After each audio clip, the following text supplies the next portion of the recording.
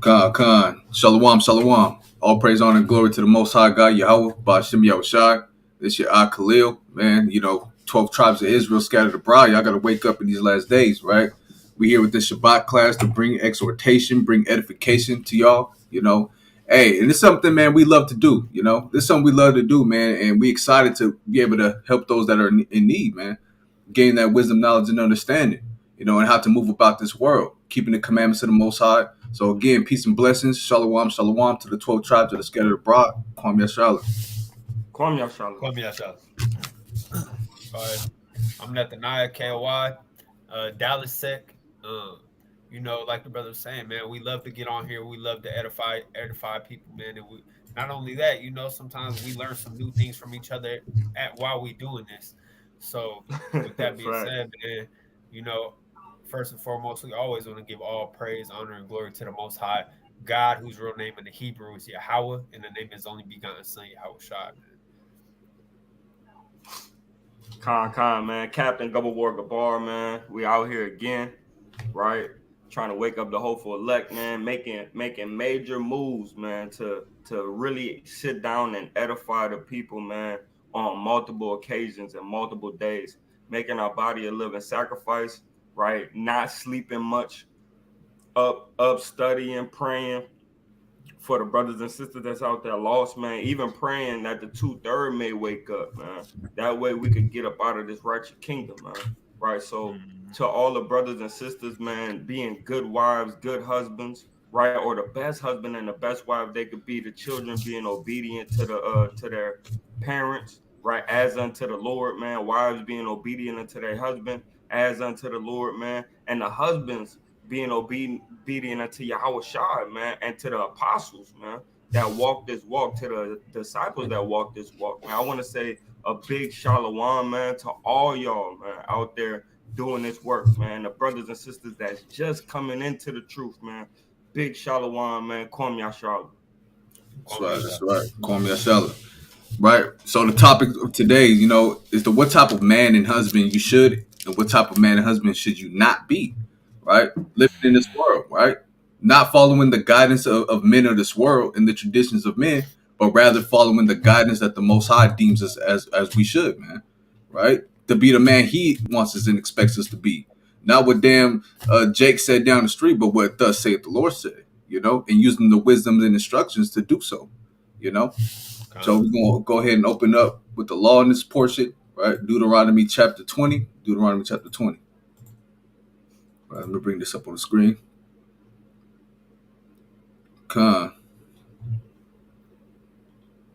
Hey, Nathaniel, go on mute and call Taziathan. Tell him I keep bringing him in and out, but I don't know what's going on with his. I keep adding him to the stage, but he's falling back out. Can y'all hear me? Yeah, Khan. You loud and clear. That's cool. I'll leave it like that. Loud and clear, King. The water. It's because he don't know what he's doing. Ayan the bar, man. Hey, salute the people right quick before we bring out the precepts. Khan, Shalawam, Yasharahla. I'm soldier to Ziathon. First and foremost, I'd like to give all praises to the Most High. Kahala Yahweh, Bahashim Yahushai, Bahashim the Hamashiach Yahushai.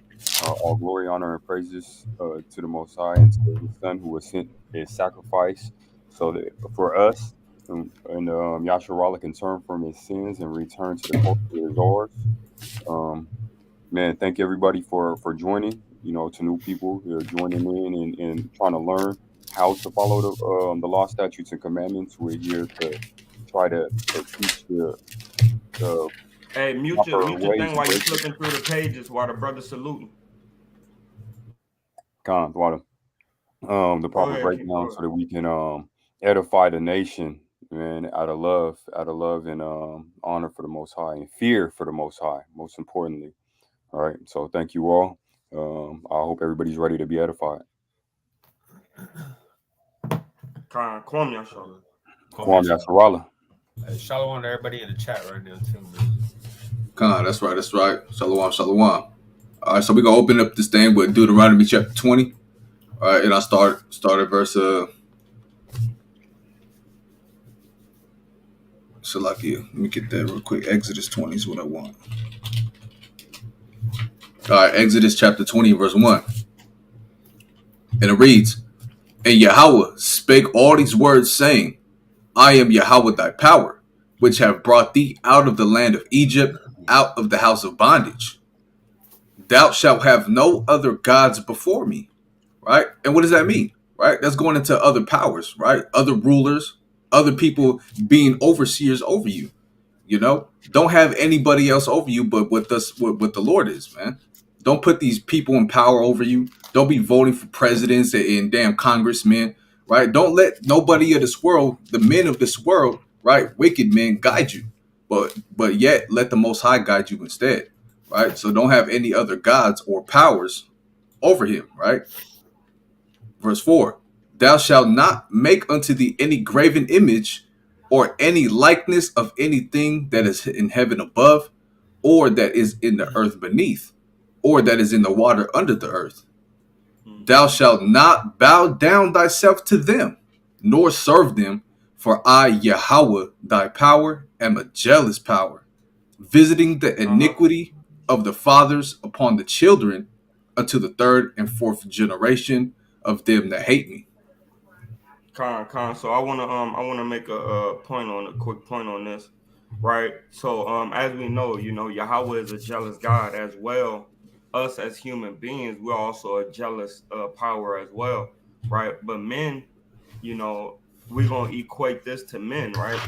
When it comes to having a wife or wives, right? You want to keep your eyes single, right? You don't want to go out there and now you're following every woman, on IG, and you aroused every time you see these different women. You got to keep your eyes single, because if you got a wife or wives, is you need your dedication to be unto them, right? You don't want to keep adding in more images, more problems, more deities into your life. You want to keep your eyes single on your wives. I know I keep on saying that, but that's really how it is, or you will lose the thing that you truly love, right? So because you're not going to treat her as if she is who she is, you will treat her as if she needs to become what they are, right? Learn how to be content and build up your woman rather than looking outside, to try to get something already put together.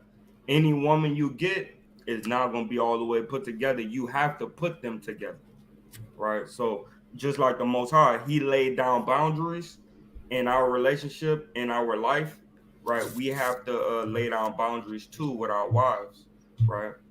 Mm-hmm.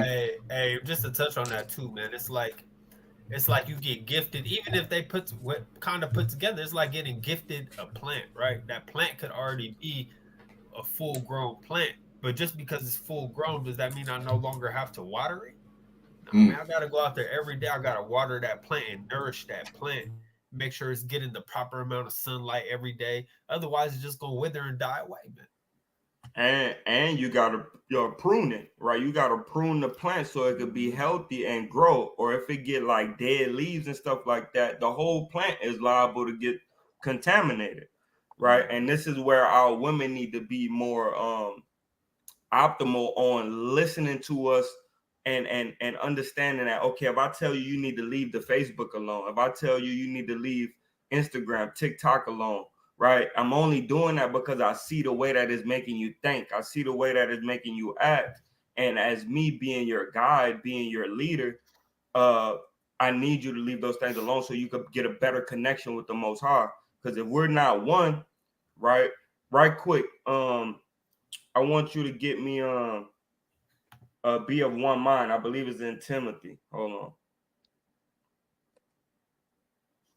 No, matter of fact, give me agree together in Ecclesiastes, a man and a wife that agree together. I think it's Proverbs. Hold on.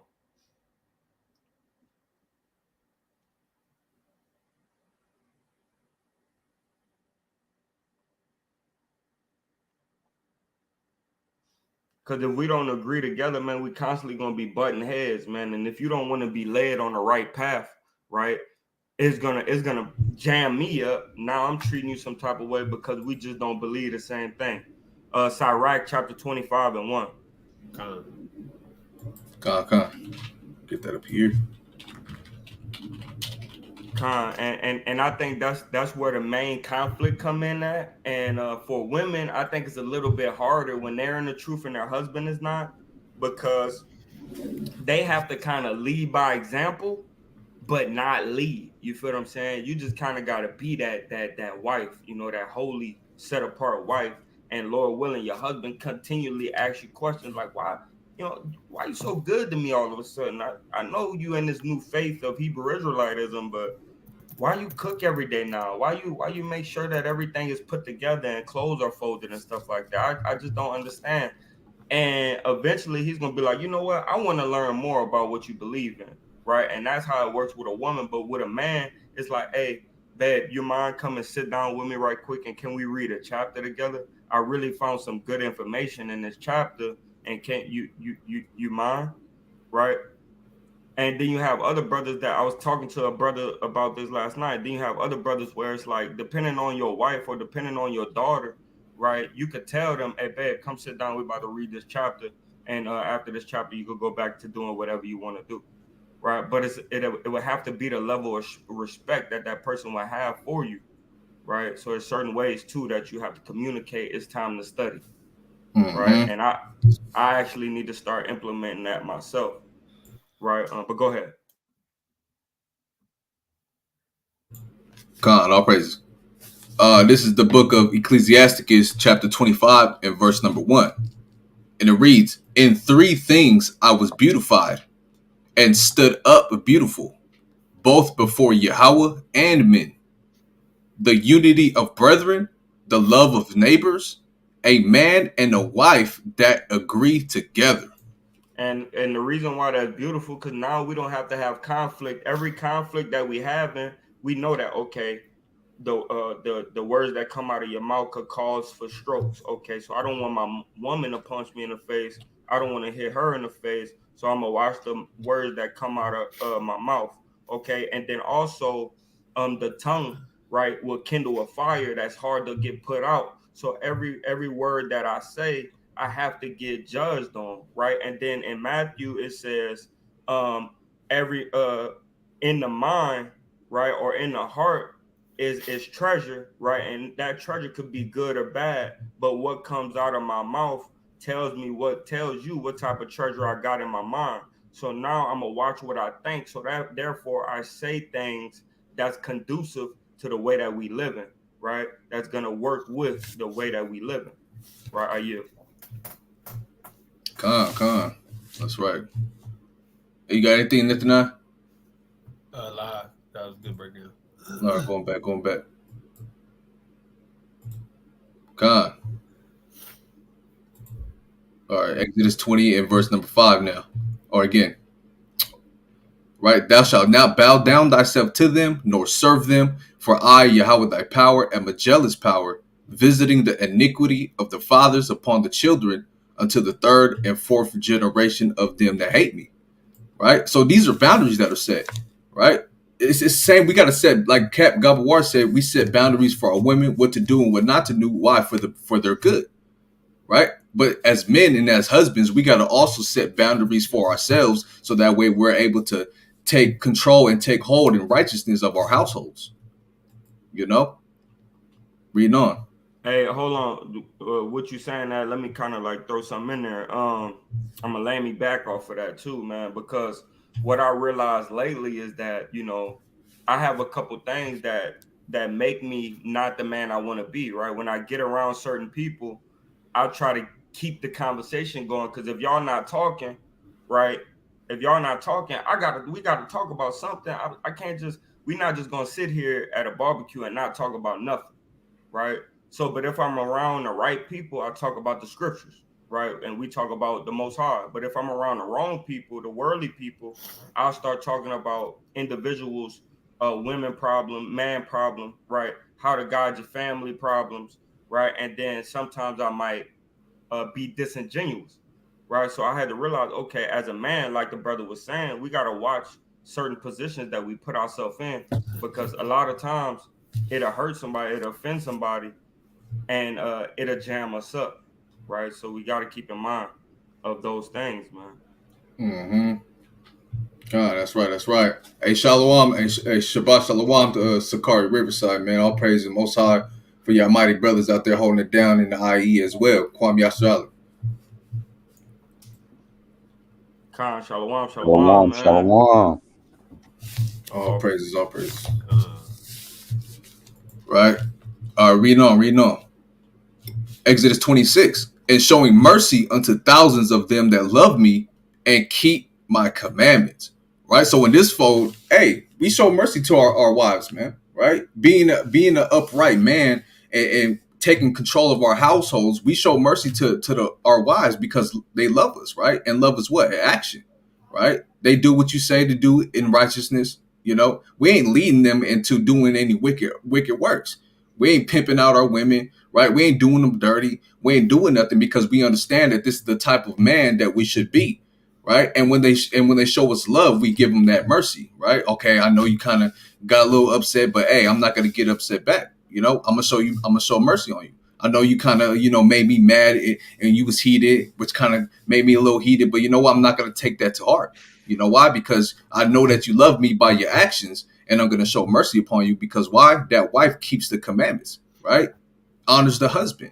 Why? Because we're being the man who we should be towards them, and there will be the woman or wife that they should be towards us. Con?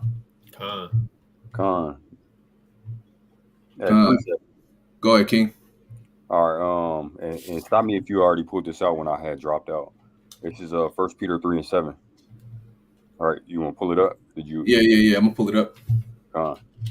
All right, I'm waiting for you to have it on the screen, right? Con, you could read it if you like. I just have it on the screen. Go ahead, King. All right, this is 1 Peter 3:7.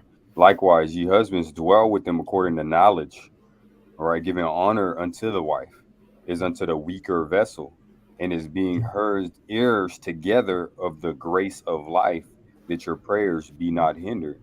Right. So right here, we're given kind of a guideline on how to dwell with her, how to live with her, how to be on one accord with her. Right. It says dwell with them according to knowledge. And I think that as we grow in the truth and we gain more knowledge, we turn from the ways that we used to have.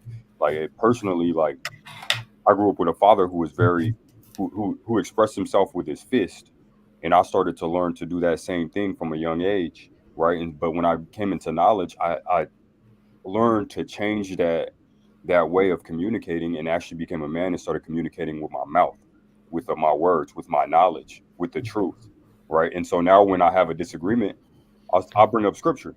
So that's what it means to dwell according to knowledge. I could bring up scripture instead of like, all right, you're acting stupid, get away from me. That's a stupid thing to say. And now I'm hurting her feelings instead of giving her scripture that not only that edifies her, but shows her the error of her ways so that she can grow in knowledge, giving honor to the wife. And I feel like that's how we really honor our wife, right?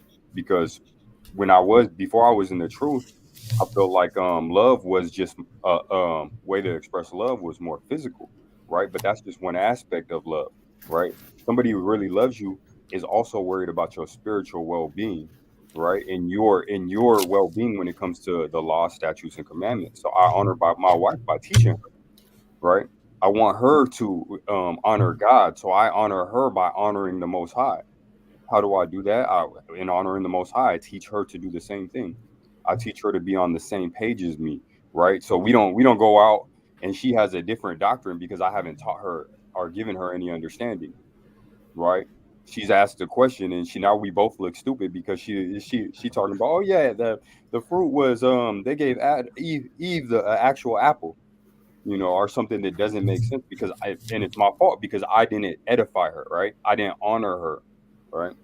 Is unto the weaker vessel, and we already know that the woman is the weaker vessel, and is being heirs together for the grace of life, that your prayers be not hindered.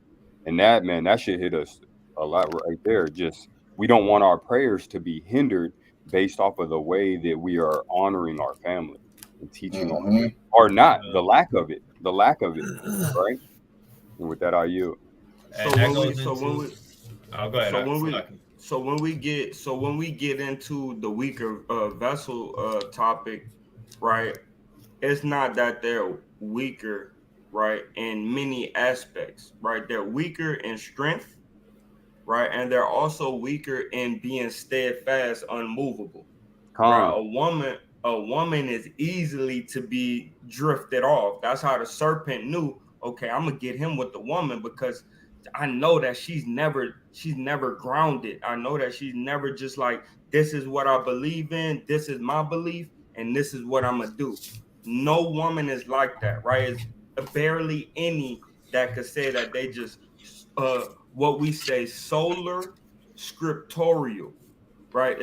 That shit, it doesn't, Salakia Israel, that doesn't happen, with women most times. They start bringing in worldly things with the truth. And you got some men that do that, but a lot of men, no, we like, if it ain't here, we ain't dealing, right? Exactly. But Exactly. it's so easy for a woman to be persuaded by, and that's why they started this social media type of demon, man, because they know that, okay, maybe I ain't gonna get the man with everything that's out here, but the women, they gonna follow the other women, they gonna follow this, follow that, and they gonna be tricked up with every other doctrine that I could possibly put on their timeline, right? And I wanted to bring that out about the weaker vessel. Man, I And got a and with that, it's like it real quick before you bring that precept, right? According to knowledge, like the brother was saying too, man. Like you're saying, I used to would say certain things, but now I come with precepts. But it's also having that comes with not just the knowledge of the scripture, but you got the knowledge of your partner, man. You know what's gonna hurt her feelings. You know how she gonna react if you say things in a certain way. You know if you do a certain thing, what the outcome will be, right? Because you got that knowledge of your partner and how you should be able to move her closer to the Most High, man, and closer to put you both on one accord, man. Partner is a trigger word. You feel what I'm saying? And partner is not the right word to talk about a husband and a wife, because on a simple fact that we don't operate on 50-50. You gotta say so, I gotta say so, and we never could come to who gonna be the head honcho in charge, right? We know the head honcho in charge, and we're gonna communicate certain things. And yeah, your way might be better sometimes, and my way might be better sometimes. But at the end of the day, that partner word is not for Hebrew Israelites, right? We're gonna say I mean, in I think between, I think the you word get could the be misconstrued, right? But a partner at the end of the day just is just somebody that you experience and things with. you That's like you even with a you. business, Hey, I could check it have a out, check it business out. partner, but that don't mean he go 50-50 on everything with me in the Exactly, business. exactly. But look, check this out. Me and you, we partners. We partners. Come, Right? We learn how to deal with one another. We deal with one another, and okay, I'm gonna submit myself. You submit yourself. I'm gonna submit myself. We do that with our rib too, right? But our rib will always be our wife, right? So come, when you figure come, out your wife and you know your wife, then you know how to operate with your wife. If you know this is gonna trigger her, you don't do that, right? come. That word is not for this, right? Don't Salaki, don't use that in this topic. This is about husbands and wives, Con, right? con. Uh, okay, the water. Con. Yeah, Not girded completely is a good word. More gullible, right? And that's why we need to be the head. You know what I'm saying? Tazia, I'm gonna let you get your precept after this. That's why we got to be the head. We got to be the one to take order and take control in righteousness, right? So I want to bring out this quick precept real fast. Sirach 42, all right? Let's get that KJV Salakia. Sirach chapter 42 and verse number 9, right? The father waketh for the daughter when no man knoweth, and the care for her taketh away sleep.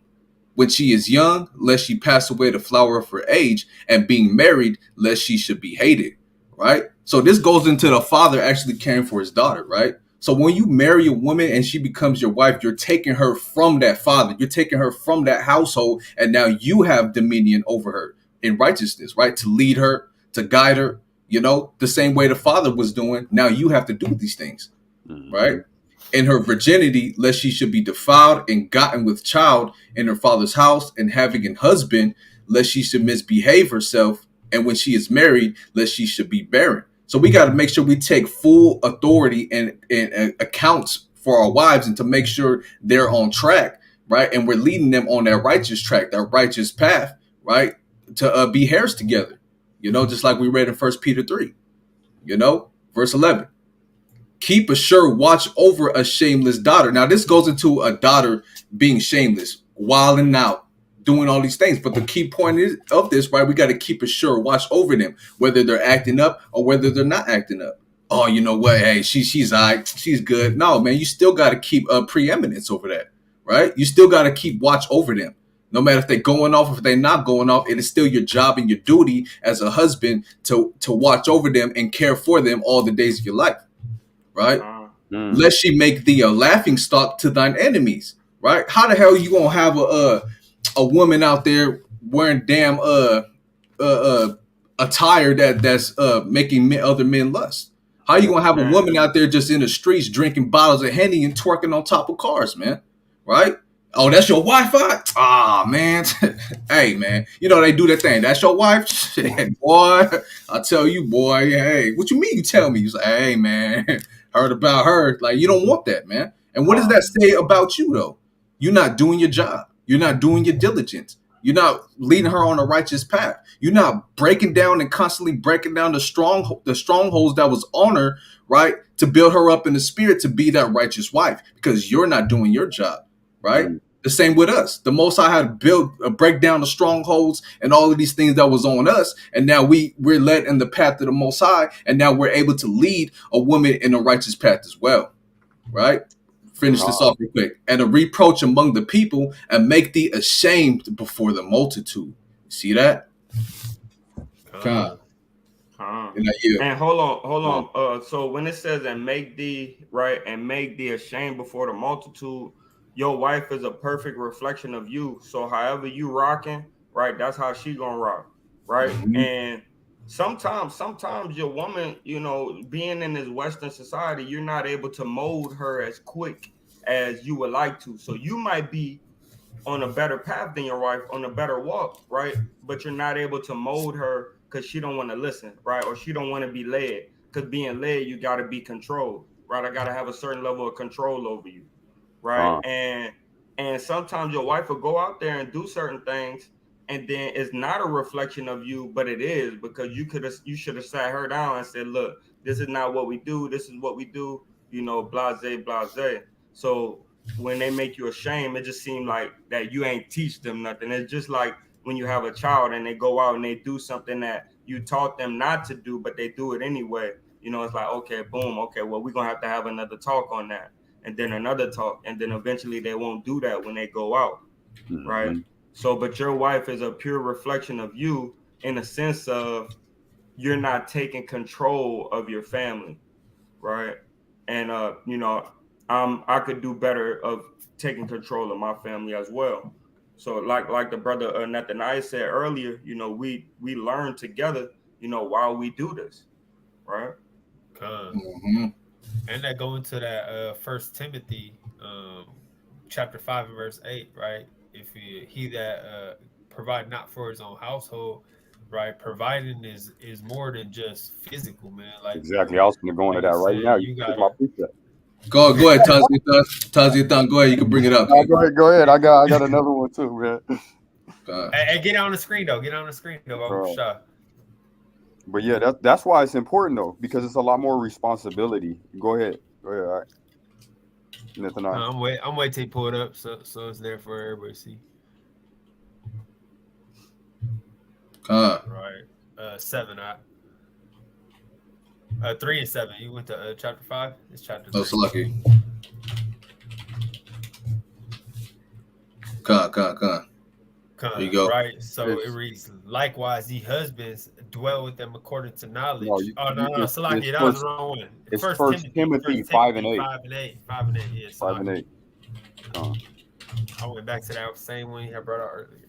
Go ahead, King. Go ahead. So it says, but if any provide not for his own, and especially for those of his own house, he had denied the faith and is worse than an infidel, right? So that goes into deeper, like I was saying, that's deeper than just like physical providing food and shelter, man. You got to also provide that knowledge, man. You got to be able to provide that foundation for their spirit, man, right? And you got to build them up. That way they don't embarrass you, like the brother brought out in the last precept. You don't become a laughing stock, man, because your rib is still um indulging in the ways of the world, man, and still showing herself as a worldly woman and not as a woman of the faith. God. That's all right. At the water, Officer Praise the Lord. Shaquat. All praise to the Most High.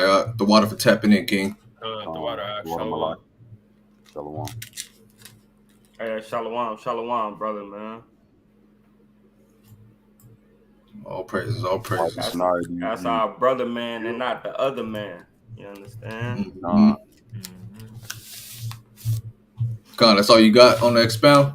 Yeah, that's all I want to expound on real quick, man. But Okay. you can touch more on it, Tazita. Real quick, then, yeah, it's a lot more responsibility, like the brother was saying. Providing isn't just covering financially providing that we have to do, right? But it's also talking about edifying and teaching them, so that they like Captain was saying, their reflection of the man. Your rib is going to reflect you, especially when she's in the public eye. We just seen a couple of examples of that with the former NBA dude whose wife had a OnlyFans and he didn't even know about it, right? Was that Derek Jackson or something like that? I think so. I think so. I don't know if that was a football player or a basketball player, but I think that was Derek Jackson. Yeah, and then once he found out, then now she even doubled down on it. So she went on a podcast and was giving Cameron a body rub down, right? Yeah, so it's foolish. And then we had another example with a dude. He put out a video asking YG to take his girl's picture off of his Instagram, and YG had posted a picture of this girl with her leg all up, with everything exposed, and the dude sent him a video like, man, that's my girl. Could you take her off your page, man? And we looking, foolish out here. Well, we have a lot more responsibility, man, but we also have a responsibility of choosing the right rib, right? We got to have that wisdom and understanding in a sense. And I know a lot of us chose our ribs before we were in the truth, but now once we go in the truth, it's our responsibility to teach, to edify, to build, right? I also wanted to go in real quick. I want to go to Ecclesiastes 7 in verse 26 to touch on what Cap was saying. This Ecclesiastes 7:26. Go ahead, King. And I find more bitter than death the woman whose heart is snares and nets, right? And I feel like one thing about a woman is they even dealing with mine, like my rib and the truth. Sometimes our ribs can be caught up in their emotions, right? In their mind, they overthink certain things, man.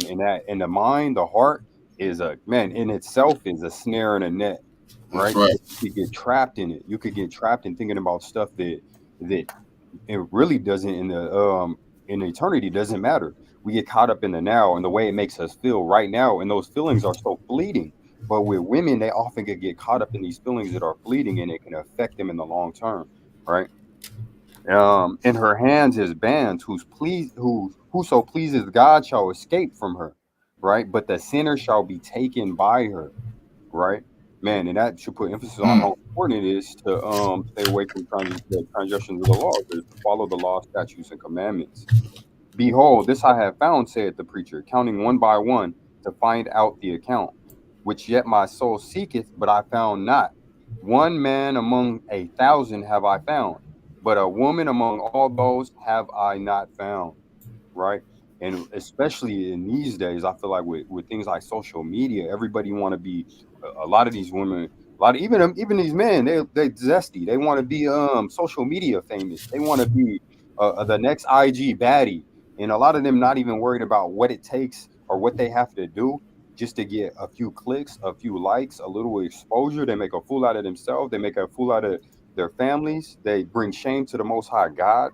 by the things that they are willing to do just to get a few likes, just to get a few shares, just to get people talking about them, right? It's crazy. So out of all of these women, I found not one, right? All right. And I was just touching base on what Cap was saying earlier, especially about how our women can be taken by the things of this world, kind of with that. Con, con. Mm-hmm. Hey, go That's back what we up to got. 20. Go Uh, back up to 27 right quick. Kind. God, 27. Behold, this have I found, saith the preacher, counting one by one to find out the account. So what the preacher does, right, or the teacher, right? He looks at everybody and he like asking questions. Hey, what you think about this? And what you think about this? Okay, so that's what you think. That's what you think. And now I'm able to teach you, right? But when you read the precept above, it says a woman, right? A woman move a certain way. It says, "Whoso pleadeth Yahweh shall escape from her," Escape. right? But the sinner shall be taken by her. Because when you deep in sin, you deep in your flesh, right? So every time a woman come through, she twerking, she bad. You feel what I'm saying? The next thing, right? She got her face in your lap, man. Or you doing some crazy stuff behind the building, man. Or you take her into a dressing room and now you done defiled yourself and defiled somebody woman, man. Right? Mm-hmm. Because no woman is really a single woman. They all done had marriages, right? They just don't know that, right? So you got to be really skeptical about who you dealing with. And the brother brought this out, but it says, "But the sinner shall be taken by her," man. Right? Mm-hmm. And we got to find out. We got to really vet these women, because you got husbands, man, that just loose with their seed, man. And we know up in matter of fact, I don't know if we're gonna go back to Exodus. We'll get this in a little bit, but they got men, man, that want to lay down and put his seed up in everybody, man. Right? That's not a beautiful thing. That's not a good thing. It's beautiful to have children, but it's not beautiful to have a whole bunch of children scattered around, bro. So you can't take care of them. Cause then what? Like Nathaniah brought out, you worse than the infidel now. You can't even teach your kid the right way to go, man. I got a daughter in Texas. I can't even tell her, "Hey, baby girl, it's good to wear dresses. When you go outside, yeah, you can put tights on under it, but it's good to wear dresses when you go outside. That way, a man gonna respect you, right? A young boy gonna respect you, man. And he ain't gonna look at you as an object. He's gonna look at you for your face and for who you are as a person, right? At face value. Mm-hmm. I yield. That's right. That's right. God, back to Deuteronomy. Exodus. Lucky. God, Exodus 20:7. Thou shalt not take the name of Yahweh thy power in vain. In vain. For Yahweh will not hold him guiltless that taketh his name in vain. And what's a way? And what's a way to take the Lord name in vain, man? Right? I'll give you one in a second, but I'm gonna ask one of y'all. What's a way to take the Lord name in vain? Using the commandments of the Lord or praising to the Most High, but taking it as meaningless, right? Being nothing, Okay. vain speech when you trying to honor the Most High God's name. Oh, I'm gonna do this, I'm gonna do that. The water Abanawa Yahweh, call Allah Yahweh Bashim Yoshai. But what? At the end of the day, in your heart is planted as something that's meaningless because you're not abounding by those actions. I was gonna say What the same about thing, like swearing by his name, right? Like a brother could be like, "Oh, I swear, hey man, I put that on the Most High. I never did that." No, damn well he did it, man. Right? So you making his name nothing. Like, oh, it's nothing for me to just swear on the Lord, man, and nothing gonna happen to me. And at the same time, it's like we're almost like making contracts or making deals and being like before God, be like, "Oh yeah, God knows I'll do this. I got you, man." That's like Mm. we're making these covenants with people before the Most High, but it's empty. That's taking His name in vain too, because we have no intentions of keeping the end of the bargain. We have no intentions of actually doing what Ooh, we said we was going to do. Right? that's Beautiful. nice. That's nice. So mine, right, is all that put together, right? It's very simple, right? Mm-hmm. What is our name, man? What does our name mean? What does K.O.Y mean?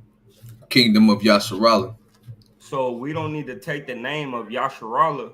unless we gonna do what the hell Yahweh say. Because it says a prince that has power with Yahweh, right? So if we're gonna be that prince, we gotta listen to the Abba, right? We gotta listen to the king, man. Right? So all those things reign under that, YASHARAHLA. If you're not gonna do what Yahweh said, man, you might as well have stayed out there and been a nigga out there in that street, been a Mexicoon in the street.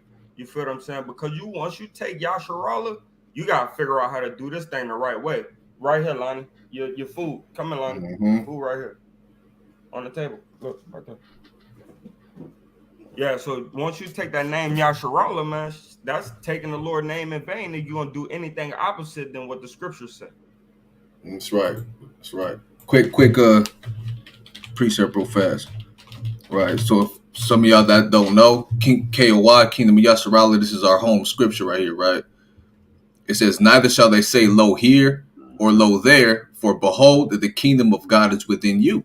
Right? So knowing that the kingdom of God is within us, that we have the power to actually manifest the kingdom by keeping the law, statutes, commandments, and doing what thus saith the Lord says, right? Knowing that internally, but not acting on these things, hey, you're taking it in vain, man.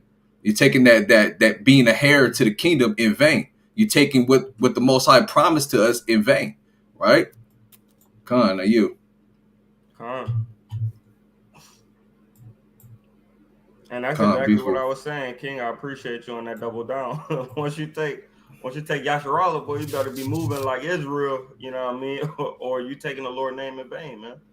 Right? And it goes into everything y'all brother said, man. Right? Swearing by his name, saying that you down for Yahweh and you're not keeping the laws to the best of your ability.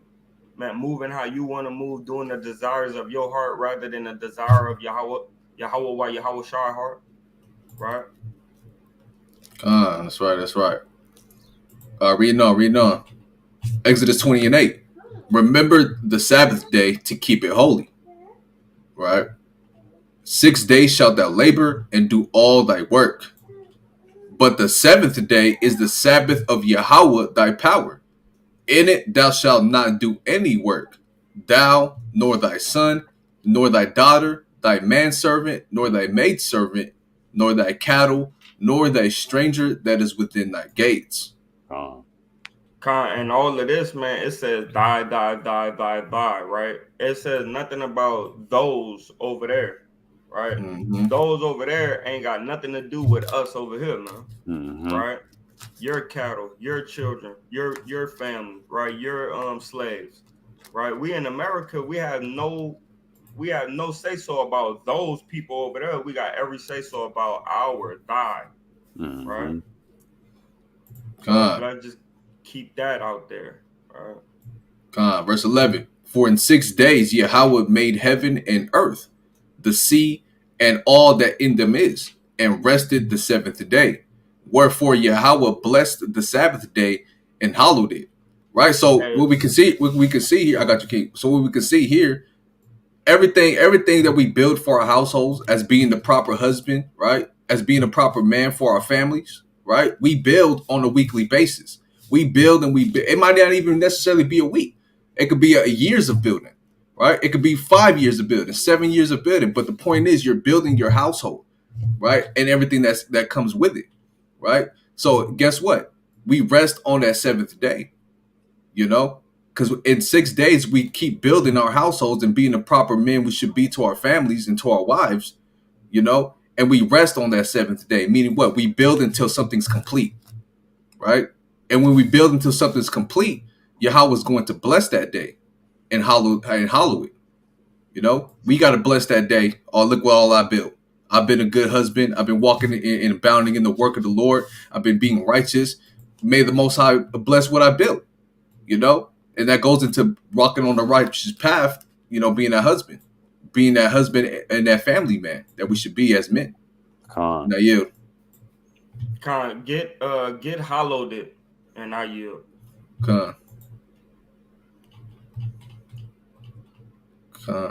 Hollowed. Quadash, right? Consecrate, sanctified, prepare, dedicate, dedicated what he did, man. Just like he dedicated us, he dedicated the Sabbath day, right? Sanctify is another word for dedicate too. It means when you dedicate it to something, right? If I'm dedicated, if I'm dedicated to something, what I'm gonna do to keep it? Everything in your power. Everything in your power, man. So when he dedicated that day, he told us, hey, look, y'all got to do everything y'all could possibly do to keep it, man. Right. And then we see Yahweh Shai's walk and how he dedicated the Sabbath day.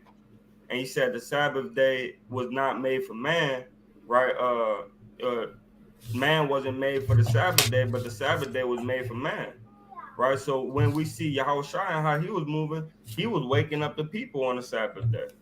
Right. So that's why we dedicate the Sabbath day just like him, right? Slight rest, little food from yesterday that we cooked, you know what I mean? And go out there and wake up the people, because that's what Yahweh Shai did.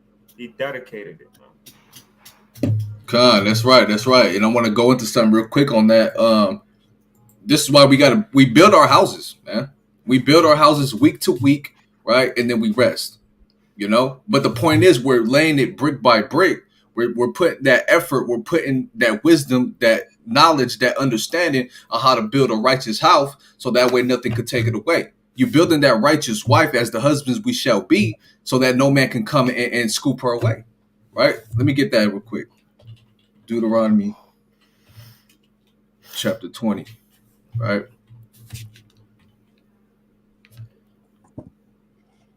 It's Deuteronomy chapter 20 and verse number 5.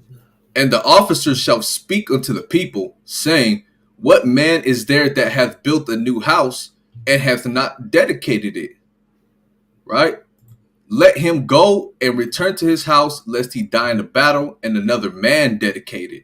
So if you're not constantly building your house to be dedicated, you got holes in your foundation ain't set, and you just all over the damn place, and you're not really building your house to stand strong through the waste of time, right?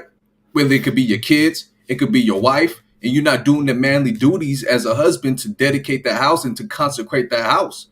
Hey, somebody else is gonna come swoop in on you, man. Oh yeah, I see. He don't care about his family. He ain't doing nothing for his family like that. He don't got control over his wife. He don't got control over his children, man.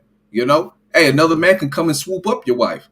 But if you are strongly founded and steadfast into building your house, guess what? Your wife's gonna be in order. Your children are going to be in order, and they're going to look at that house like, oh, that man's house, hey, man, he got everything under control. You know what I'm saying? You're not going to have nobody trying to swoop in and, oh, man, shit. Man, his shit's all over the place, man. I see his wife in the streets, with her ass out at the grocery store. I see his kids being bad with the kids down the street. Man, let me see what I can do, man. Hey, yo, man, I heard your husband's not treating you right. You come let a real one in. I'm saying, hey, he going to try to swoop in on your house, man. Right? And right here, where it says because this is talking about going to war, right? Going to war, and we go to war in the spiritual realm all day, every day, right? So if you're not spiritually equipped to handle the spiritual warfare and you falling out the wayside, somebody else is gonna come and try to swoop in on you, man. The wiles of the devil, Let me read that again. That one's fire. And the officers shall speak unto the people, saying, what man is there that hath built a new house and hath not dedicated it? Let him go and return to his house, lest he die in the battle. You see that? When you get sifted out the wayside, man. You're not properly grounded. You doing 15 with an L or something. You locked up. And now somebody really gonna come swoop in on your house. Oh, I know you alone. You know what I'm saying? Your husband ain't do you right. He locked up. He don't care about you. Let a real one in your house. Okay. And she get flattered, man. You know what I'm saying? Because she's not her foundation ain't built because your foundation's not built. That I yield. Go ahead, King. Because that word dedicate, when it said have not dedicated it, and then another man dedicated, dedicate goes into the Hebrew, or goes into the word kanak, right? You want to click on it goes into the word kanak. Found it. There you go. Kanak, right? Meaning to train up. To train up, right? And so if your house, if your house isn't trained up, man, it's looking like free game. right? That's Because right. you haven't trained it up, you haven't taught it the ways that it should be operating, right? Now your rib running wild, your kids running wild, right? In the sense that they're not following the law, statutes, and commandments. They don't know anything, right? Because you haven't trained them up yourself. You haven't dedicated your household, and you out. You might have a strong foundation, or you think you do, and so you out here, but you leave your house vulnerable. Hmm. House might as well be wallless. That's right. That's right. Beautiful. That's Yeah, right. So that we was got good. it. Go ahead, King. I was just say that was good. Good edification going into that word. Uh, So this is why it's important as men. The type of men we should be is deeply rooted, strong foundation, right? Upholding and abounding in the work of the Lord, right? So that way we can keep our households in that same situation, strong foundation, deeply rooted, abounding in the work of the Lord. So no man can come and swoop us away. So that Satan be like, oh, you know what, man, it's hard to get in that one. But this house over here, the one that's all over the place, hey, I'm gonna swoop up on them, man. Right. So that's the type of people, type of men and husband we shall be. Right. uh, Now, you. I'm gonna go back now. Con.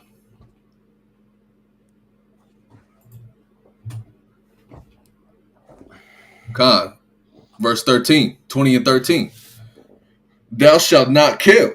Right. What actually goes into thou shalt not murder or no murder. Right. We can't kill each other, man. You know, that's the type of men we shouldn't be. Killing one another, man. Killing our own people, man. Our brothers and our sisters, our mothers and our fathers, man. We killing them, right? Because this is the plague that's on our community for what? Being lawless, not having a strong foundation, being easily moved and not well equipped to handle certain situations, man. Not following the guidance of the Most High and the instructions of the Lord. Hey, man, we go into this thing, man. You know, it's a heavy plague on our community, man. Black on black crime, right? Black on brown crime, brown on brown crime, right? Because we don't follow these laws. We don't have a strong foundation, right? Anybody else? Anybody want to expound on this part? Nah, it's all good. yeah. Come, verse 14. Thou shalt not commit adultery, right? Mm-hmm. That's the type of man we shouldn't be, right? Rather, the man we should be is okay. He got him a wife. He trying to build his foundation. He trying to build his house. Okay, that all praises, right? But okay, man, let me. I see. Hey, man, you know what? Your husband left. Hey, let me go. Holla at me, man. Come get with a real one, man. You know that's wicked, man. We can't be doing that. You see a man walking down the street with his wife, holding her hand, but you still over there lusting after her. Like, oh man, shit, she can even come get with me. I'll show her how to really do this thing. Hey, that's wicked. You know? Hey, grab the book of Luke, chapter 16 and verse number 18. Right, because there's a certain way for a man to commit adultery and a certain way for a woman to commit adultery, right? Every way, right? Cheating is not the same word as adultery, right? Cheating means that you told this person that you only want to be with them for the rest of your life, and then you go out, you have sex, and then you come back home like nothing ain't happened. That's cheating, right? But even Yahushua, Jesus Christ, taught us this is the right way for a man to go about things, and a right way. This is a wrong way for the man to go about things, and a wrong way for a woman to go about things. And let's see what Christ said. What verse ox lucky? Verse 18. Come. This is Luke chapter 16 and verse number 18. Whosoever putteth away his wife and marrieth another committeth adultery. So if you put away your wife and you marry another wife, you commit adultery, right? But if you get another wife and you court another wife and you bring another wife into the marriage with your wife, right? That's not adultery. So adultery, according to Yahushua, right, is if you put away your wife and you get another wife, right? According to the law, right, that's not adultery, right? That's just you getting another wife. But the reason Yahushua came was to make us know the law even better, right? So he said, whosoever putteth away his wife, right, and marry another committed adultery. But if you keep that wife, or you want to keep that wife, but she leave you because you get another wife, you're not in the wrong. she is, right? So that's one thing to keep in mind, right? Go ahead. Con, read on. And whosoever marrieth her that is put away from her husband committeth adultery. So if another man come and lie with a woman that you gave a bill of divorce, right? They committed adultery. Read on. Mm. Con, that's it. That Goes that's it. into That's it. That's it. con. That's it. So now, and whosoever marrieth her that is put away from her husband committed adultery. So that man committed adultery with that woman, right? And let's go to uh the other precept. You want it in the law? Yeah, It's I Leviticus think 20 and 10. yeah, I believe it's Leviticus. Yep, bring that out.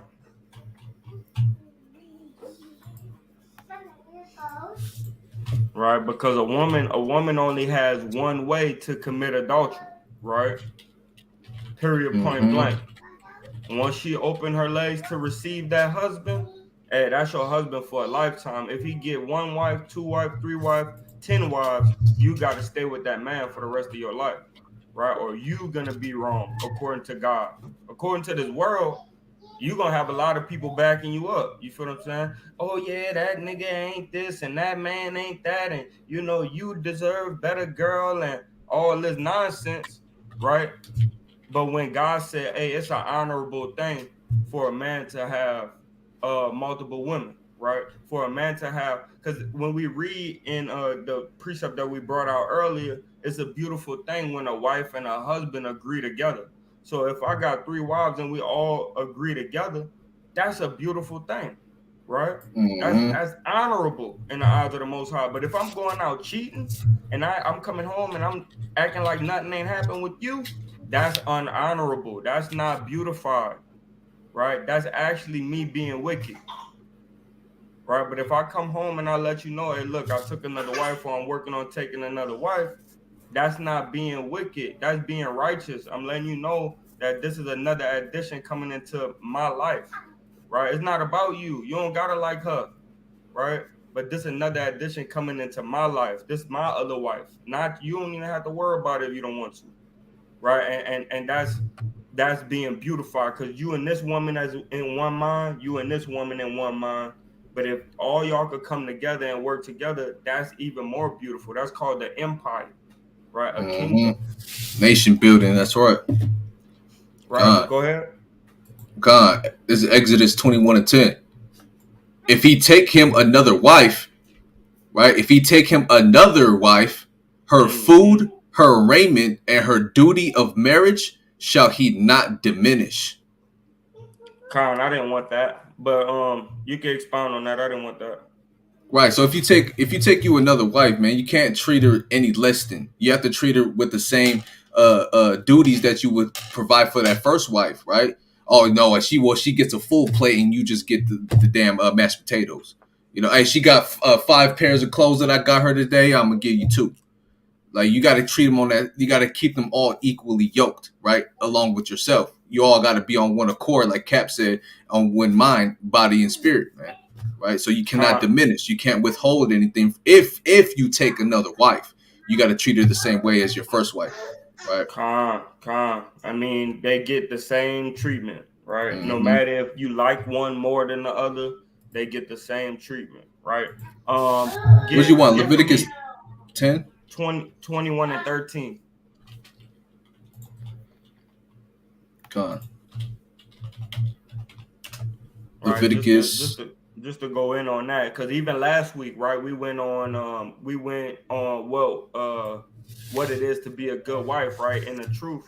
And this week we're going on what it is to be a good husband or a man of God, right? And even last week we brought out precepts against the men, right? So this week it'll be the same thing because we're trying to get men to understand what's righteous and what's not, just as well as getting women to understand what's righteous and what's not, what's good and what's bad, right? So you might want to start up some, scroll up a little bit. No, it's going to boom. Nope. Yep, go down. Yep. 13. Yep. Read that right quick. God, Leviticus 21:13. And he shall take a wife in her virginity, a widow, or a divorced woman, or profane, or an harlot, these shall he not take. Go ahead. But he shall take a virgin of his own people to wife. And this is the real regular way, right? Right now we dealing with harlots, to be honest. Every woman we got with has slept with over 5 men, right? And maybe even some women mixed up in there. That's really us dealing with a harlot, right? But we understand the grace and mercy that Yahweh Shah came to bestow upon our people. So if they repent, right, and start keeping these commandments, right, and try to be a woman of God, we would deem her a virgin. You feel what I'm saying? Forget it. I ain't worried about what you did in your past, right? Do right unto me, right? And that's one beautiful thing about having a Hebrew Israelite that really practiced this thing and honor their woman, even though we know that you come from a harlot background, right? Even two husbands. If you had 2 husbands, man, you're wicked. You're off, right? Because the law tells us that we're supposed to take a virgin, and a widow or a woman that slept with multiple partners, we're not supposed to take them, right? But we take you anyway. It's honoring that. You should honor me for doing that, right? Read on. Reading on. Neither shall he profane his seed among his people, for I, Yahweh, do sanctify him. So when you profane your seed, you going into what Taziathan was talking about, man. Where you're not training up your children, your wives, in the way to go, right? You just kind of letting them run wild. That's how you profane your seed, man. Because if you're not laying down with an Israelite woman and training her up in the way that she could go, your children is gonna go off, man. If you have a seed with a Moabitish woman, right, you're gonna get jammed up. Now your kid, don't know whether to believe Buddha or to believe Yahweh, right? So that's what that's going into, man. You got to train them up right. Go ahead. Reading on. And Yahweh spake unto Moses, saying, Speak unto Aaron, saying, Whosoever he be of thy seed in their generations that hath any blemish, let him not approach to offer the bread of his power. Hold on. That ain't it either. So, but that gives you a better take, you know what I mean, on how to choose, and it should give a type of appreciation, right, unto the sisters for coming into this thing. I think the precept I want is in Deuteronomy for coming into this thing and having a man take you with all your infirmities, man, right? Having 5 different husbands, man, that's an infirmity, right? Go ahead. What precept was you looking for, right? It's in Deuteronomy. A man that lied with a woman and she cried not, right? Both of them shall be put to death. Yeah, I think that Deuteronomy is Deuteronomy. I thought you wanted the other one in Leviticus. Yeah, I got it right here. And then 21 or 23 in Deuteronomy. Deuteronomy 22. 22.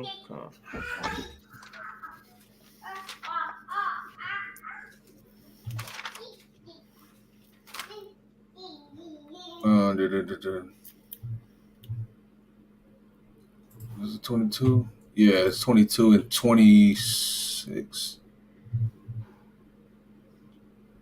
Yeah, come right here. Let me start at verse 25. Deuteronomy 22 and verse 25. But if a man find a betrothed damsel in the field, and the man force her and lie with her, then the man only that lay with her shall die. But unto the damsel thou shalt do nothing. There is in the damsel no sin worthy of death. For as when a man riseth against his neighbor and slayeth him, even so is this manner. For he found her in the field, and the betrothed damsel cried, and there was none to save her. If a man finds a damsel that is a virgin, which is not betrothed, and lay hold on her, and lie with her, and they be found, then the man that lay with her shall give unto the damsel's father 50 shekels of silver, and she shall be his wife. Because he humbled her, he may not put her away all his days. God. Nah, that you started at the wrong part, King. God's lucky. I believe it's 20. I believe it's 21. Con 22. God. Verse 22. If a man be found lying with a woman married to an husband, then they shall both of them die. Both the man that lay with the woman and the woman, so shalt thou put away evil from Israel. So that's how you commit adultery, right? By laying down with another man, right? And you marry, right? Or betrothed. That's how you commit adultery, right? We commit adultery, right, by putting away our wife and marrying another, or sleeping with another man's wife, right? Or somebody that's betrothed to another man. All right. So that's how that goes. So men don't go around that loosely with your seed, man. Right? Mm-hmm. Oh, that's right. Yeah, and don't be confused about fornication, man. If you're doing something without the intent to marry that woman, then that's fornication. Mm-hmm. Right, and just for clarity, and correct me if I'm wrong. The Hebrew You got it. when you go into the word virgin, it's a woman of marital age, so a young woman. For the most part, those young women or a woman of marital age had not known a man yet, right? So I mean, but in general, virgin, when using the Hebrew, the word virgin just means a woman of marital age, right? That's why That's correct, but to a certain degree. And the reason being is three different things. It's a woman of marital age, right? A damsel or a virgin could also mean somebody who has not had sex yet, right? And a virgin could also mean a young woman, right? Mm-hmm. But in this context, it's talking about a woman that has not taken somebody has not taken her virginity yet. Because when you go to read 21, King. God, verse 21. Then they shall bring out the damsel to the. No. My bad. 20. God. Deuteronomy 22 and 20. But if this thing be true, and the tokens of virginity be not found for the damsel. That's what is going in on. That's what this whole context is about, is an actual virgin. Mm-hmm. Okay. Right. So in this context, it's not talking about a young woman, but in the context of Mary, and certain other women, when you bring out that word virgin, it could be talking about a young woman. Okay. God, and that token will go into a sign of her virginity. Like, they're able to tell nowadays if she was a virgin at the time, like when people get raped, their form is different. When the doctor check them out, so, oh yeah, you for sure got raped. You know what I'm saying? Like, you bleeding, you still got some blood coming out that cherry, things like that. So that's the sign of her virginity. But if it be not found for the damsel, you got to search for that thing. Oh wait, yeah, you were a virgin. You never lay with a man. We could tell. Yeah, because sometimes the hymen don't pop, right? Because maybe the man not girthy enough, the man not stretched out far enough, to do that, to break that thing. So sometimes you would have to actually go search in there and see if that hymen, is there still. And Mm-hmm. sometimes that happens. Sometimes you miss it, sometimes you miss the hymen, you know what I mean? So, but yeah, in this time you will come out with the sheet, right, and the blood stain, and be like, yeah, they concealed the marriage is consolidated. They're married, But Mm-hmm. nowadays you got to kind of go to the doctor to figure it out, because your children be lying like a mug. God. Is it on that? Yeah, that's it on that. Let's go back into the topic at hand. just wanted to bring out the different ways of adultery. And a good husband is gonna bring, you know, he's gonna bring what he does to the table. If it's a woman, right? Maybe he accidentally slept with the woman. He was drunk. Boom, something happened. He gonna bring it home to his family and tell his wife, "Look, I took on another wife on accident, or I'm courting this other woman. It's in process, right? Because that's a more notable thing. That's what a real husband would do, right? But a little boy or a young man, he ain't gonna do that. He's gonna try to play both sides, and that's wicked, right? And that's basically why we went into that whole spiel. Con. That's right. Hey, peace and blessings. Big Shalawam, Kwame YASHARAHLA to the 9 viewers that stay steady in this thing, man. Shalawam. All praises to the Most High. Con, Shalawam. All right, Exodus 20 and 15. Thou shalt not steal, right? Because remember, these laws pertain to the children of Israel, how to govern themselves, right? Because the Most High he's going to have us take the spoils of these other nations, those that spoiled us, that took our belongings, we're going to get it back. So this is going on to being the thieves of your own people, of your own neighbors, right? How many times, I know y'all been through this, man. How many times you either been that brother or you had that brother around you trying to help you find something that he stole? Oh man, I'll help you look for it, man. It's like, man, I can't find it anywhere. So want me to help you? I'm over here flipping. Okay, no damn what's in your pocket, huh? That's wicked. What you doing? Man. Yeah, that's the type of man you shouldn't be. Go ahead, King. I got a preset for that too, right?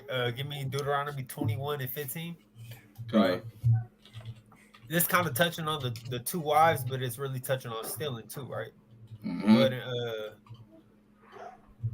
But Deuteronomy 21 and 15.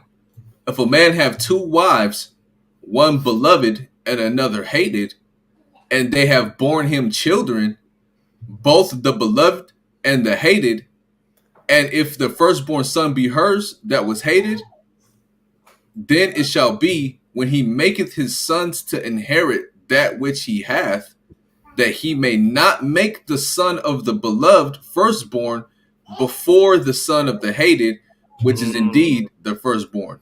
Right. So that would be, you will be stealing the birthright of your firstborn child to give it because you prefer another wife over the other, right? And so you can't. That's stealing, man. That goes not just material things, man. You stole his whole birthright, and you preferring your one child over the other, even though he was the second. Really, he was the second one born, not the firstborn. And to add on to that, a lot of times, you letting a woman cloud your judgment over the child. That child got nothing to do with you and that woman relationship. That child got everything to do with you and your relationship with the Most High. So if the blessing go that way, it go that way. It don't matter what this woman do to you, how this woman make you feel. That birthright is to your heir, right? It's to the person that's coming up under you. That's right. But a lot of times we let women cloud our judgment. Nah, I ain't worried about, because she don't let me see him anyway. Nah, it don't go like that. That's it out. You? Yeah. Salaki. I'm going to the restroom. I'll be right back. Going back to Exodus now. Right, for all y'all that are just coming into the live right now, big Shalawam, Kwame YASHARAHLA. Glad to have you guys here. The topic at hand is what type of man and husband you should be and should you not be, right? Getting that proper guidance to build up our households in these last days, right? All praise to the Most High for you viewers. And I do want to say, if you want, we don't have to go all the way through the law. We read the law today, so we could just stop at the end of the 10 Commandments. Con. Yeah, I had that in mind. Con, all praises. Definitely. That way we could get into more of these precepts. All right. Exodus 20 and 16. Thou shalt not bear false witness against thy neighbor. Right? And of course, it first lays out what you shouldn't do, right? Thou shalt not. So this is the type of man you shouldn't be, man. causing strife, causing division within your community with your own people, just because you bearing false witness. Oh man, I see Woot go and do that, man. You know what I'm saying? Just so bad things could come upon him, knowing damn well he didn't do none of these things because you hate that brother, right? Bearing false witness against your wife because why? She got you in court, right? You just have this hate for it and things like that because you didn't build your household strong enough. Now the foundations is rocky. Now you're just trying to bear false witness out of pettiness, man. Man, Right? You don't want to do those things. Just let the Lord be true and every man a liar. Go ahead, King. And that I don't know if you already touched on it, but that go into even when you talking about to her family members, right, or to your family members, trying to make her look like the bad person, right? So you just making things up so you can look right, man. Verse 17. And a lot of times, Shalakia, and a lot of times, man, that bearing false witness, right, could go into a woman basically being delusional. Nah, you said this, but you really meant this, right? You were saying this, but it felt like to me that you was, really getting at this. Nah, bro, I said what I said, and that's what I was meaning. Don't switch up what I said for what you feel like I said, right? And a lot of times that happen within a relationship, right? And a lot of times when you do want to witness to somebody else or talk about your problems with somebody else, first you need to bring it to the person in question first, so that way you is righteous when you talk to another brother or another sister about a problem that's going on within your life, right?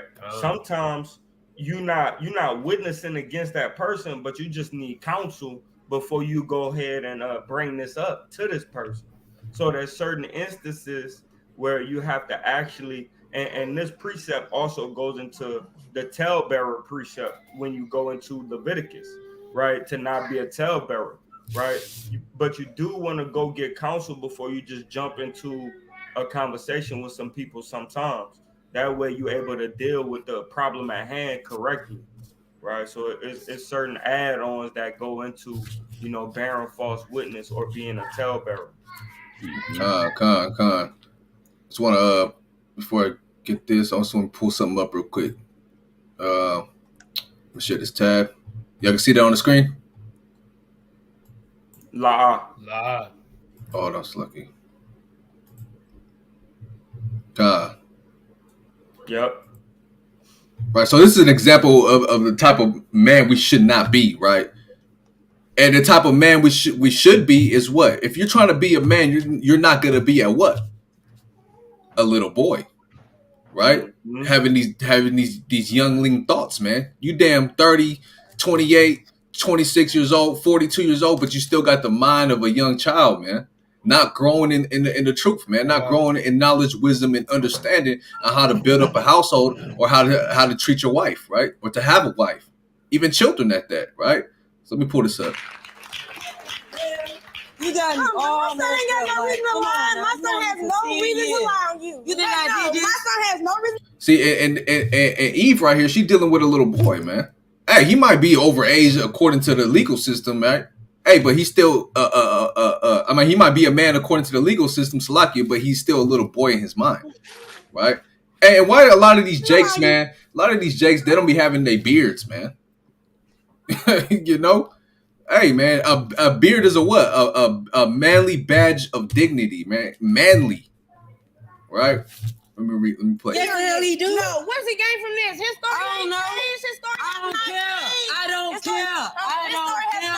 I ain't He has good. told on too many people that You think I give a damn how many times I you don't gonna care. I'm telling you what he's telling me, and I'm going to stand by my son. What are you talking about? He ain't changed his You better whip story. his ass after this. His story has not changed. I'm telling you. Oh my- What is he gaining from this? What is he gaining from lying on you? Hell if I know. What? I don't know neither, but I'm telling you, he will not lie on you like this, period. Don't sweat. Like I said, this is an unusual kind of story in the amount of time it occurred and the close proximity of the mother. You know, you're all laying in bed, right? Watching TV. And I watched this man Constantly countless smirking, times. thinking it's funny, thinking Countless it's not serious. times.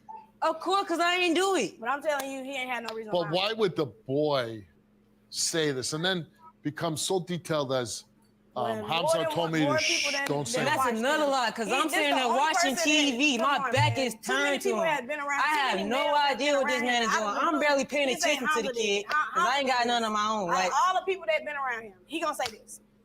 Ain't no way. He got bad kids. Before this Is this incident, how was molestation? your relationship with the boy? Yeah, Con. In the Con, same okay. bed. I mean, like, he was just like some kid that Monique had. Fair use, fair Some use, kid. fair Yeah, use, like- Zach. Fair Who use. you happen to be laying in bed with? Yeah, I'm on this side and he on this side. No, my point is, he's not just some kid. And earlier you're referring to him as this man. He's 3 years old.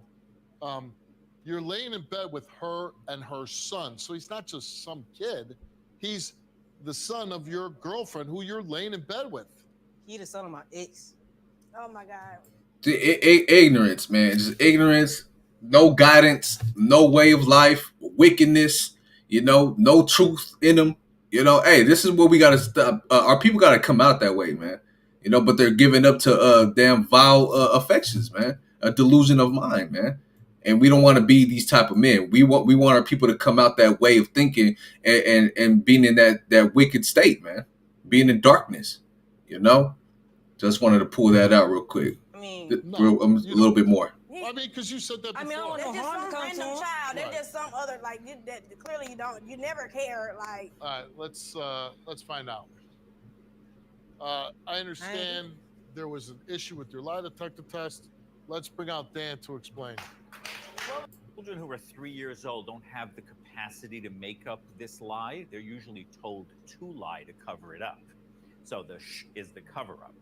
So last week, the producers tell me that Hamza was supposed to come to the show, but he had used illegal drugs. So they said, don't use illegal drugs and we'll bring you the following week. So he comes yesterday and he tests positive for cocaine, which is something that he admitted he had done the week before. Retested again today. Looking confounded. Positive for cocaine. So the problem with cocaine is it has psychophysiological effects that would skew the polygraph test. So I polygraph tested him and got some off-the-chart reactions, but they're not reliable because of the cocaine use. So I conducted the forensic assessment interview, which I've done many times on the show, and which I do during the course of my regular investigations. He reveals that about 3 years ago, he was accused of touching another child. So we have the pattern separately from another child. I asked you, have you ever been accused of that? I asked you that. And you told me no, you have never been accused of that. I asked you, bro. I asked you. You see that? So point blank period, man. Being in that little boy mindset, right? Not having a strong foundation on how to be a man, right? Hey, you're gonna be sifted out in these last days, right? And I'm gonna put one precept and then I yield, right? 1 Kings 2. Right. 1 Kings 2:2. Go ahead. Go ahead and get. Oh, yeah. Go ahead and get that off the screen, Con. God, 1 Kings 2:2. I go the way of all the earth. Be thou strong, therefore, and show thyself a man. Right? And keep the charge of Yahweh, thy power to walk in his ways, to keep his statutes and his commandments and his judgments and his testimonies as is written in the law of Moses, that thou mayest prosper in all that thou doest, and whithersoever thou turnest thyself. Right? So the key point on here says to be strong, right? Therefore, right? You got to be strong, not feeble-minded, not weak-minded, right? Not a little boy-minded, right? And show thyself a man. So to be a man is to keep the charge or the commandments of Yahweh and to walk in his ways. You see that? Con, right there, you. Con, and in our law, nothing tells us to touch a little boy or touch a little girl, man. It actually tells us to wait till we're of marrying age and get a wife, man. Right? Have our stuff together and get a 20-year-old damsel. Right? That's what our law tells us, man. Not to fornicate with a child, man. Right? And ruin this little kid's life, man. Mm-hmm. Con, that's right. That's right. Yeah. All right. Go ahead. That's even that stuff is that's practices heathens have, right? You know, goes into child marriages. Go into the prophet, what's his name, Muhammad. You know, he married a 6-year-old and consummated their marriage when she was 9. Right? Baby, what's up? Let me finish up, mama. Wicked, man. You look pretty. Yeah, exactly. Pure wickedness. But that's the ways of the heathen. All right, we've been so intertwined with the heathen for so long. You have brothers like that, you know, who's sick, and then they go and they bear false witness against a child. Right? And then they go and he had to lie to his rib and say that he had never done that, been accused of that before. That whole video was sick. It's sick. And that goes deeper into that goes deeper than just not being a man. That goes into other issues as well. But with that idea. That's right. That's right. God, all praises, all praises. Reading on. Exodus 20:17. Thou shalt not covet thy neighbor's house, or thou shalt not covet thy neighbor's wife, nor his manservant, nor his maidservant, nor his ox, nor his ass, nor anything that is thy neighbor's. And why would it tell us to not covet thy neighbor's wife? Because as them being a weaker vessel, sometimes it's easy for them to get turned on and be taken advantage of, right? You a little touch, a little voice, like the brother Kwam Yah. Kwam Yah's voice is attractive. You feel what I'm saying? And he got these high, light brown eyes, right? So if you leave him around your wife too long by themselves and he coveting your wife, you might have a problem. Right? So it specifically tells the man not to cover thy neighbor's wife, because when you get around her, you're gonna act a certain way. You're not gonna act out when things are getting to a certain point or the conversation is going a little left. You're gonna know, okay, now it's time for me to go find where the brother's at. Let's go by the brothers. I can't be around here like that. But when you have a man that's covered in your wife, he's gonna figure out how to sneak in unaware, right? So always remember, it's not on you, it's on that man, right? It's not on that woman, it's on that man. That man need to keep his spirit under control, because it's easy to entice a woman. God, I want to pull up anybody got something real quick or no? No, I got something real quick. This is in Matthew. This is what Yahushua was talking about in Matthew 5:28, when he said, but I say unto you that whosoever looketh on a woman to lust after her hath committed adultery. He's talking about coveting after a married woman. All right, if we go into adultery, we have an understanding of what adultery is. We go into that word lust, it talks about coveting. All right. So if you covet or lust after a married woman, you have already committed that adultery in your heart. God. Good precept, man. Kwam YASHARAHLA. Way to link that together, man. Beautiful. God, all praises. And I want to tap in on the covet thy neighbor's house part, right? This is what happens when you covet the house of your own people, right? Things like this go down. 4 people, all teenagers, have been charged. Fair use. Rapper Pop Smoke. Los Angeles County DA says 18-year-old Keandre Rogers and 19-year-old Corey Walker have both been charged with murder with a special circumstance allegation. That would make them eligible for the death penalty because Pop Smoke was allegedly killed while other crimes were already in progress: robbery and burglary. The DA also alleges the slaying was gang-related. A 15 and a 17-year-old were also charged, but their names have not been released because they're minors. They've each been charged with 1 count of murder and robbery in juvenile court. According to the LA Times, it's unclear if any defendants have an attorney. Welcome to the party.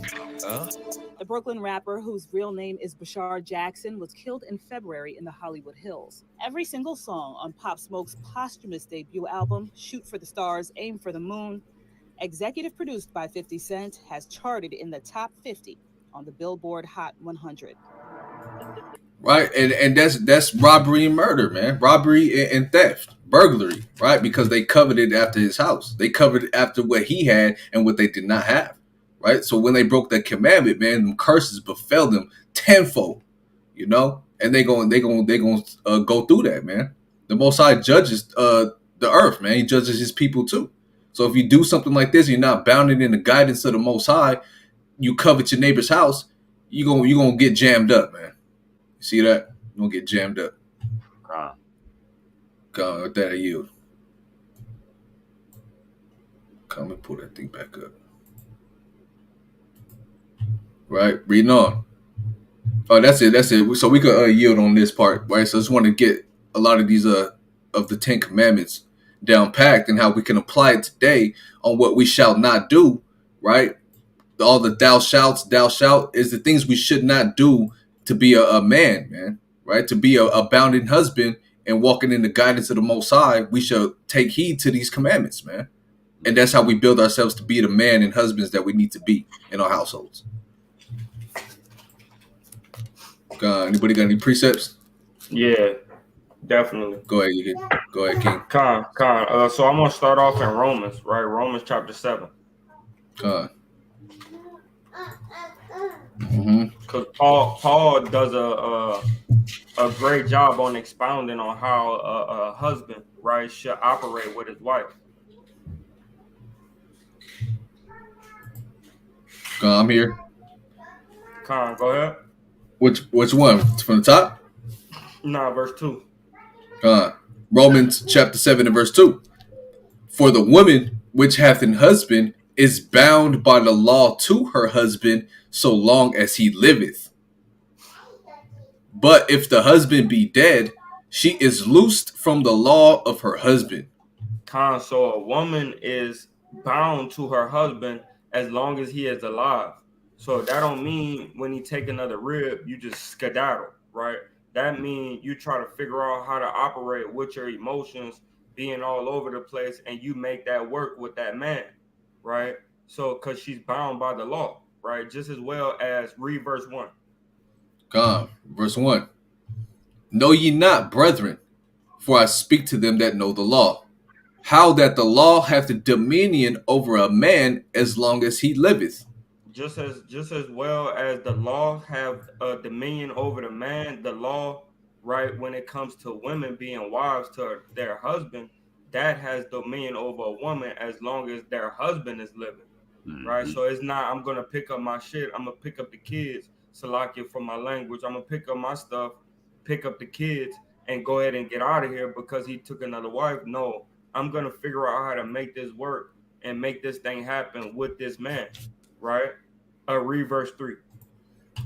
Verse 3. Because it's not like this man is wicked. It's not like he's not giving them what they need. It's not like he's not guiding them into righteousness. It's just, he's sharing himself, right? So now I want to go, right? And that's a horrible way to live as a Hebrew princess, as a Hebrew queen, right? That's a horrible way for y'all to live. Go ahead. Read on. Verse 3.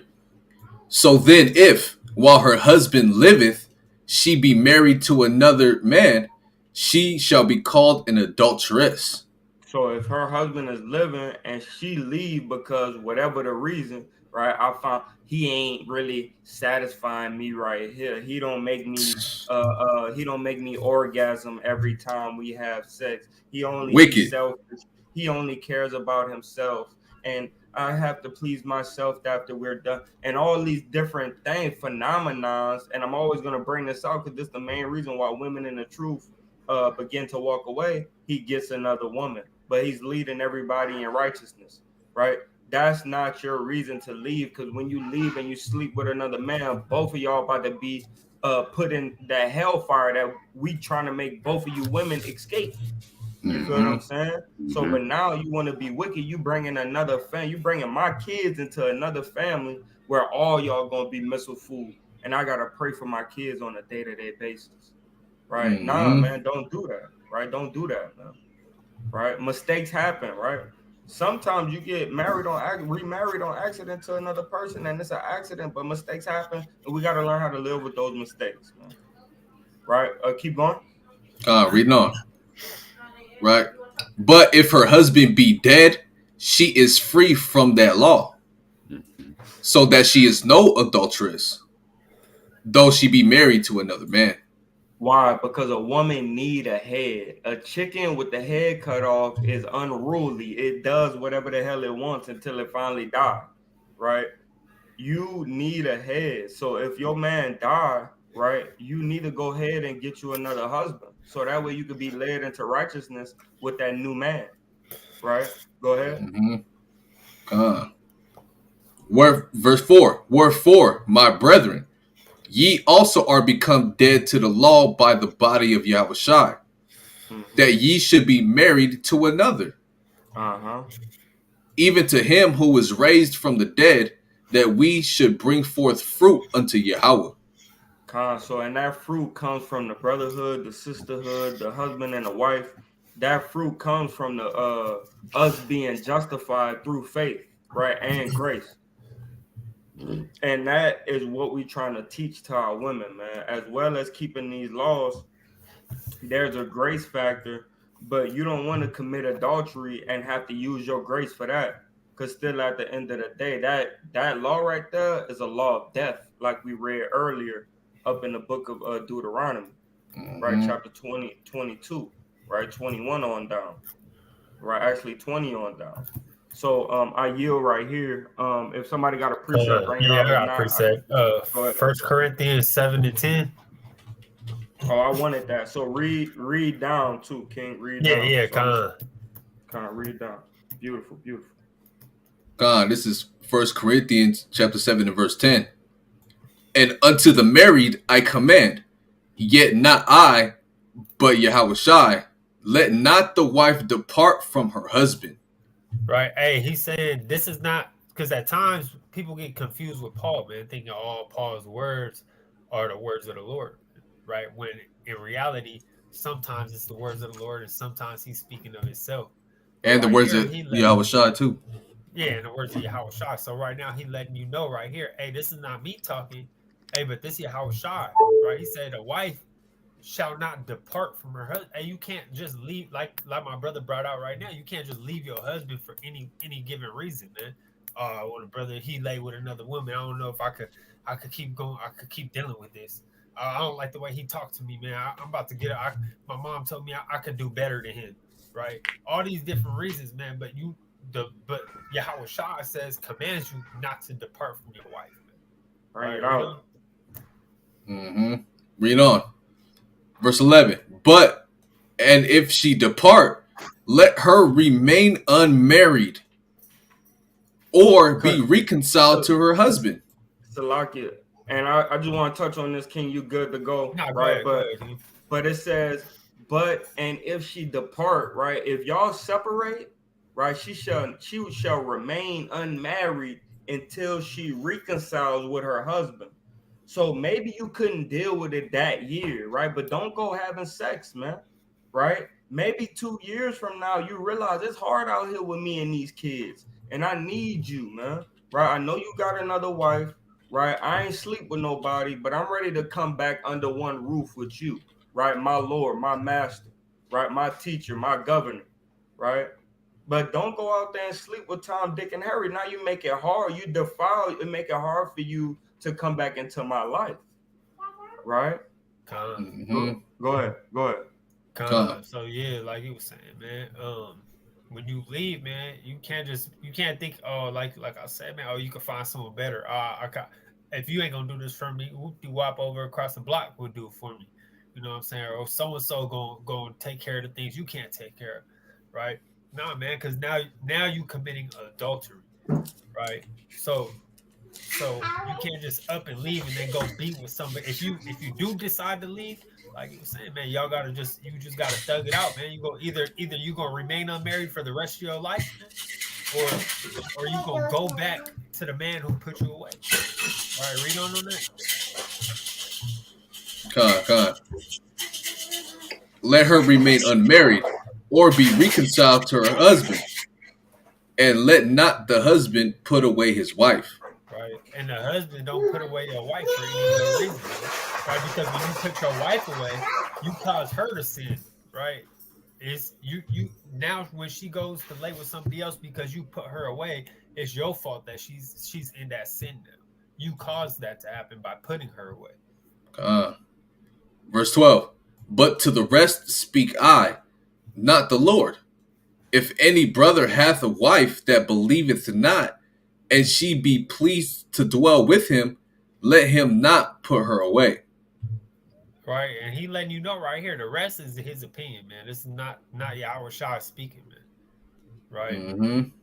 But he says if you got a wife that don't believe, but she still want to be there with you, she still want to be with you, don't put her away just for her unbelief, man. Mm-hmm. All right. Hey, you could touch on that more. I'm about to go use the restroom one more time. Con, that's right. Water running through me. Right, because you know we're loving creatures, right? We're loving people. You know, if she don't believe in the truth and she's not really 10 toes down like how you're 10 toes down, you know, we don't mind having her around. You know, she might not believe what you believe, but still we have the understanding, like, I can't just put her away just because she's not satisfying me in that light. Oh, you know what? To hell with you. I'm going to find me a new chick. No, we lay with you. We're going to stay with you, whether you believe it or you don't. You know, and that's using wisdom, you know, and that's using understanding. Verse 13, and the woman which hath an husband that believeth not, and if he be pleased to dwell with her, let her not leave him. Why? Because she has the understanding that, look, man, I can't just leave him and go, oh, you know what? You don't believe what I believe. You ain't trying to serve like how I'm trying to serve. You know, I'm going to leave you and go find me another man. No, you can't do that, right? Because she understands the law. He might not, right? But it's seared in her conscience to not do these acts, because then she'll be called an adulteress, and she don't want to go through that wrath of the Lord at the end of the day. Con, let me back on that right quick. And also at some point, by you living righteously, you will eventually bring that husband into the fold, right? And just like a husband that have an unbelieving wife, by you living the part, I was telling YASHARAHLA the other day, I was like, you just gotta go extra hard on the right hand side, and your woman will follow you. If you going hard on the right hand side, your woman, even though she's not going hard, she gonna get a little closer and a little closer. The harder you go, the further she's gonna go. So she's gonna be like you after a year. When you've been going hard for 5 years, you've been mad though. You've been angry for the last 4 years because you've been doing everything righteously. You've been exercising the spirit of the Lord, the fruit of the spirit, you know, everything, bro. And she might not even be worried about keeping the law 100% yet, but she's getting closer. She let down this. She gave away the porch. She gave away all her pants. She's now wearing tights under her dress and wearing a dress when she goes out. She's now keeping her head covered, right? She's now speaking with elegance and grace, not saying a curse word every 5 minutes or every sentence, right? And this comes by you, right, exercising the spirit on a high level, and eventually your woman will follow suit behind you, right? And that's how you be saved by the unbelieving wife or the unbelieving husband, because you lead by example, and then she start following your walk. She follow your way. God. Verse 14. For the unbelieving husband is sanctified by the wife, and the unbelieving wife is sanctified by the husband. Else were your children unclean, but now they are holy. Are you smelling it? I just lit it. God. That's right. That's what you just expounded on right here. You know? And that's it. That's it on that part. That's what he just expounded on was verse 14. All right. Anybody got any more precepts? Here, let me bring one out.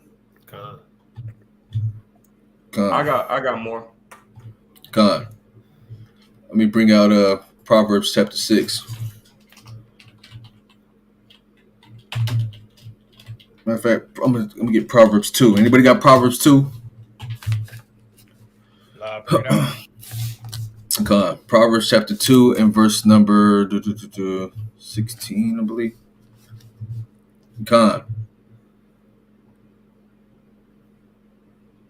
I'll start at 14. Yeah, Proverbs chapter 2 and verse 13, right? So this is the type of husband or man you shouldn't be, right? Who leave the path of uprightness to walk in the ways of darkness, who rejoice to do evil and delight in the frowardness of the wicked, right? Whose ways are crooked and they froward in their paths. Means they keep leaping forward and forward more into the ways of wickedness, more into the darkness, you know, instead of trying to catch themselves in and be like, you know what, hold on, man, let me stop doing that. Let me try to do better. Let me try to find a light. Let me get that proper guidance, man. Right? A lot of our people, man, they like to just follow in wickedness all damn day. They like to forward in the ways that are crooked. Right? Verse 16 is what I want. To deliver thee from the strange woman, even from the stranger which flattereth with her words. And this goes into doctrine, right? But on another fold, this can also go into a woman, man. Right? Going into the doctrine, you seeking wisdom and guidance from everywhere else except for the Most High, man. Right? You learning to be led in the path of different beliefs and systems. Now you all jammed up in your mind and you don't know which way to go, which makes you to rejoice to do evil. See that? Which makes your ways to be crooked. You see that? So being in them doctrines and different understandings is going to have you jammed up in your mind, man. That's why our people are destroyed for the lack of knowledge, right? But on the second fold, this also goes into a strange woman, man. An actual woman. From the flattery of her words. You get a woman, man, if you weak-minded and you're not steadfast, and you're not grounded in this truth, man, or understand it, hey, a woman just speak to you in your ear one time, man, and next thing you know, you give all your strength to her, man. Right? Now you following her path. Now you holding her Chanel bags and walking behind her, and like that damn what's that, Rihanna and ASAP Rocky damn magazine cover? You know what I'm saying? Let me get that real fast. Hey, while you getting that go also, man. That's that going to giving your power over to the women, man. You doing anything? Y'all be seeing those memes where it be like, she says she only like Mexicans, and so then the brother come back around. He got a poncho on, and he listening to corridos, some Mexican music, man. And go all out just to please this woman, man, to catch her eye. Mm-hmm. That's right. Look at this, man. Look at this wickedness, man. And Jake don't got no beard, man. Hashtag Jakes with no beards. You know that? Right. So the flattering of her lips, man, got him in a state of subjection, man. Submitting unto her. Letting her lead the path. And he holding the baby like he the wife. Hey, this the wife and this the husband right here, man. Hey, this wicked. You can't be doing that, man. What kind of man is going to be? Nah, man. See, the Most High ain't playing with this, man. We don't do that here. Him holding the baby. Not that holding the baby's wrong, but you putting on that role as the motherly caregiver when it should be the actual woman doing this thing. That's going off, man. Look at she's pulling him by the hand, right? So that goes into her flattering her lips, man, and him giving his strength up over unto her. Right? Let me read that again. Right? Going back. To deliver thee from the strange woman, even from the stranger which flattereth with her words, which forsaketh the guide of her youth, and forgetteth the covenant of her God. So you dealing with a woman that's not even bound in the works of the Lord, not guided by the law, statutes, and commandments, right? Just damn everywhere with it, man. Right? For her house inclineth unto death, and her paths unto the dead. Right? None that go unto her return again, neither take they hold of the paths of life. Because they like that, man. Oh, man, I got me an OnlyFans chick, man. You know what I'm saying? Man. Yeah, it's like, are you okay with me doing OnlyFans? Shit, let's make movies together, man. Hey, I heard Jake say that. Hey, man, I found me a little stripper baddie, man. Instagram model, 50,000 followers, man. Hey, man. Her house is going to incline unto death. Meaning what? It takes heed and puts their ear unto those that lead into death, which is the wages of sin is death. So her house inclines unto sin, which leads you unto what? Death. And her paths unto the dead. Meaning that path that she sets forth for you, right? That path that she opens up with that damn red carpet. Come on, walk this way. Come to my house, man. It's for those that are spiritually dead with no knowledge and understanding on how to walk about the ways of this world using the wisdom of the Lord, man. You see that? One more. That verse 20, that thou mayest walk in the way of good men, right? So nobody takes hold to the paths of life, that thou mayest walk in the way of good men and keep the paths of the righteous, for the upright shall dwell in the land and the perfect shall remain in it. See that? So if you remain on the paths of righteousness, you're gonna remain with the righteous, in the seats of the righteous. But if you remain in the dead, you're gonna remain in the valley of dry bones. And guess what, man? You're gonna be purged out from there, man. Right? One more, Salakia. Hey, real quick before you get that, I got something to touch on. Hold on, real quick. I got you, King. Go ahead. Psalms 84 and 16, right? Salakia. Psalm 64. Psalms chapter 64 and verse 8, I believe. Yeah, Psalm 64 and 8. So they shall make their own tongue to fall upon themselves. All that see them shall flee away. Right? And we see our people get destroyed by these women, man. Mm-hmm. Right? And when we see these things happening, we gonna run away from that. Hey, I ain't dealing with that, man. She set them up. How many of our brothers get set up, man, by giving their strength to a woman? You know? And with that, I yield. Hey, go back to 1 Corinthians 7 real quick. But go to verse 32, right? Because like you was just showing that little image with ASAP Rocky, man, and Rihanna, right? They role switching, and how we was touching on, hey, brothers will do anything to please these women, right? They do anything to get the attention of a woman, man. And once they got her, they doing anything to please her, man, regardless of whether it goes against the morals they stood on before they met that woman, right? Go ahead and bring that out, King. Come on. This is 1 Corinthians chapter 7 and verse 32. But I would have you without carefulness.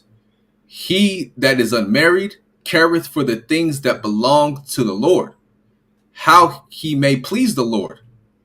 But he that is married careth for the things that are of the world, how he may please his wife. Hey, man, when you was unmarried, you was focused. You had your focus on the Lord, man. You had your focus on righteousness and wisdom and understanding. Then you get you a woman, man, and you letting the woman sway you all left and right, man. She put you wherever, so just so you can please her. Hey, well, the man supposed to lead. Well, now we in a new age now, baby. Men and women are equal, and I feel like I should have a chance to lead the household too. You know what? Man, you probably right. Okay, let's try that out. And now look what the hell happened, man. Now you switch around. Next thing you know, you in a damn dress, man. Right? Hey, stop trying to please these women, man. Seek to please the Lord. God, hey, you know what? Hey, man, I know it's the Sabbath, but my wife, she said she really want to go on a date this night. I can't come to camp. You know what I'm saying? My wife, she said, she's trying to go to the fair. Hey, man, that's off, man. That's off, man. Can't do that, man. Hey, my wife said, she said she don't want me coming to hang around with the brothers or going to camp on this day or that day. So, I'm kind of going to listen. I don't want to fight with her. So, hey, I'm not showing up to camp, man. Hey, you going off, huh? You going off, man. That's wicked, right? And this is what we see, man. I had to bring that up one more time, man. This is a powerful photo, man, with a lot of understanding in here, man. A lot of secret coding in here, man. If him that have ears to hear and eyes to see, let him see, man. There's a lot of sustenance in that photo, man. Man. All right, they say you yield on that, King? Yeah, I yield on that. Con, give for me 1 Timothy chapter 3 and 4. Go ahead, man.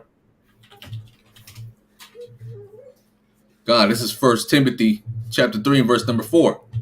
One that ruleth well his own house, having his children in subjection with all gravity. Con, go ahead. For if a man know not how to rule his own house, how shall he take care of the church of Yahweh?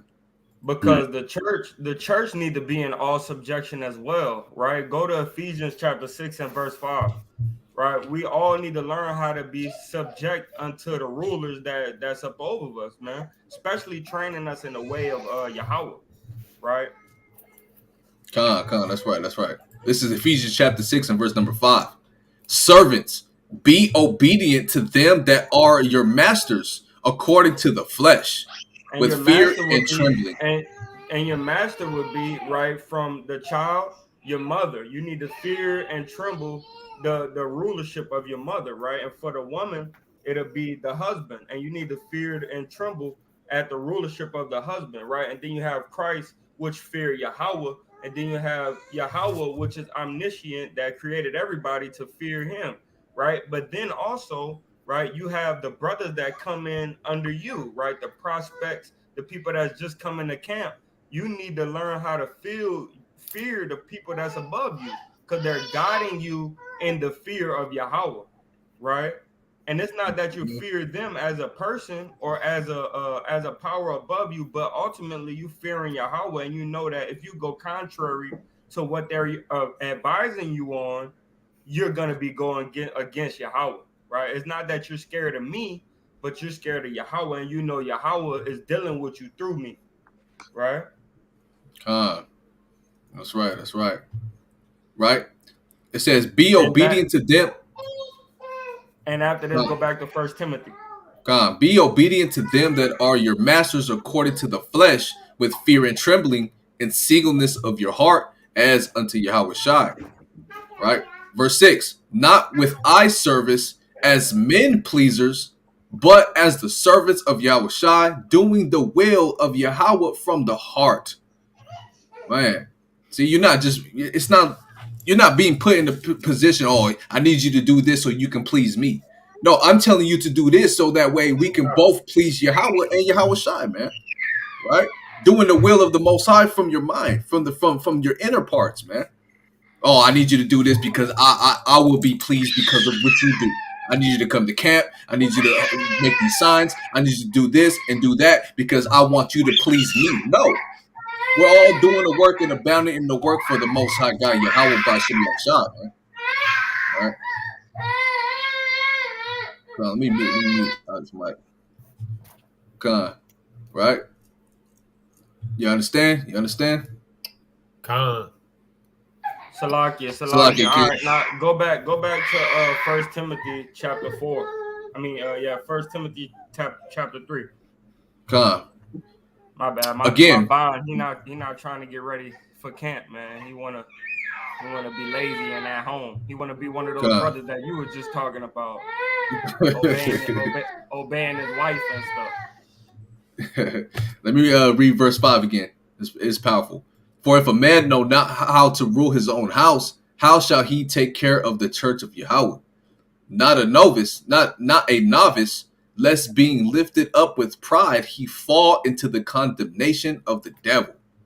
So a novice would be somebody that say something and people just listen, right? You just saying stuff, you telling people to do stuff, and then they just doing it, right? Because if that happens, you're gonna get lifted up with pride. But when you tell somebody something, you want them to kind of question you.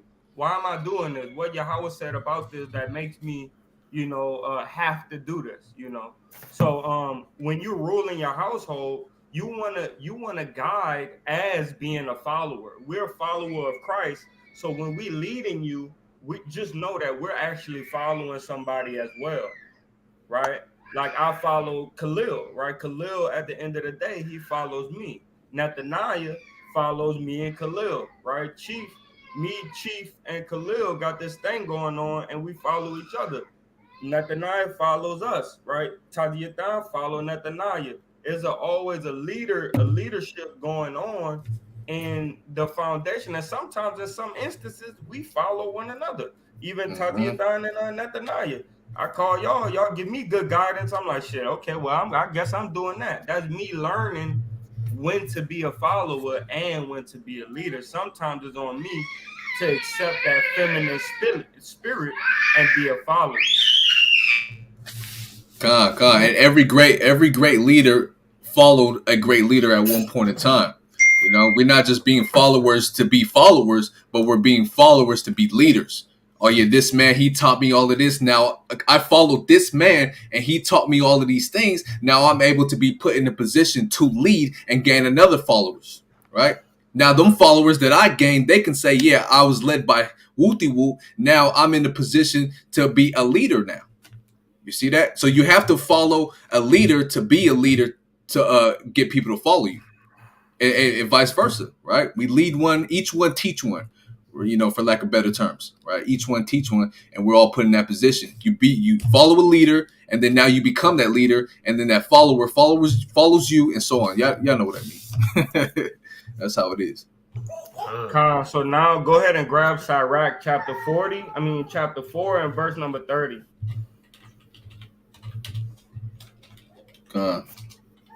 And hold for me Proverbs 19 and 21.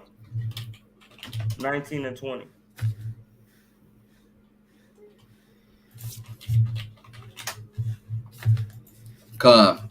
Sirach 4 in verse.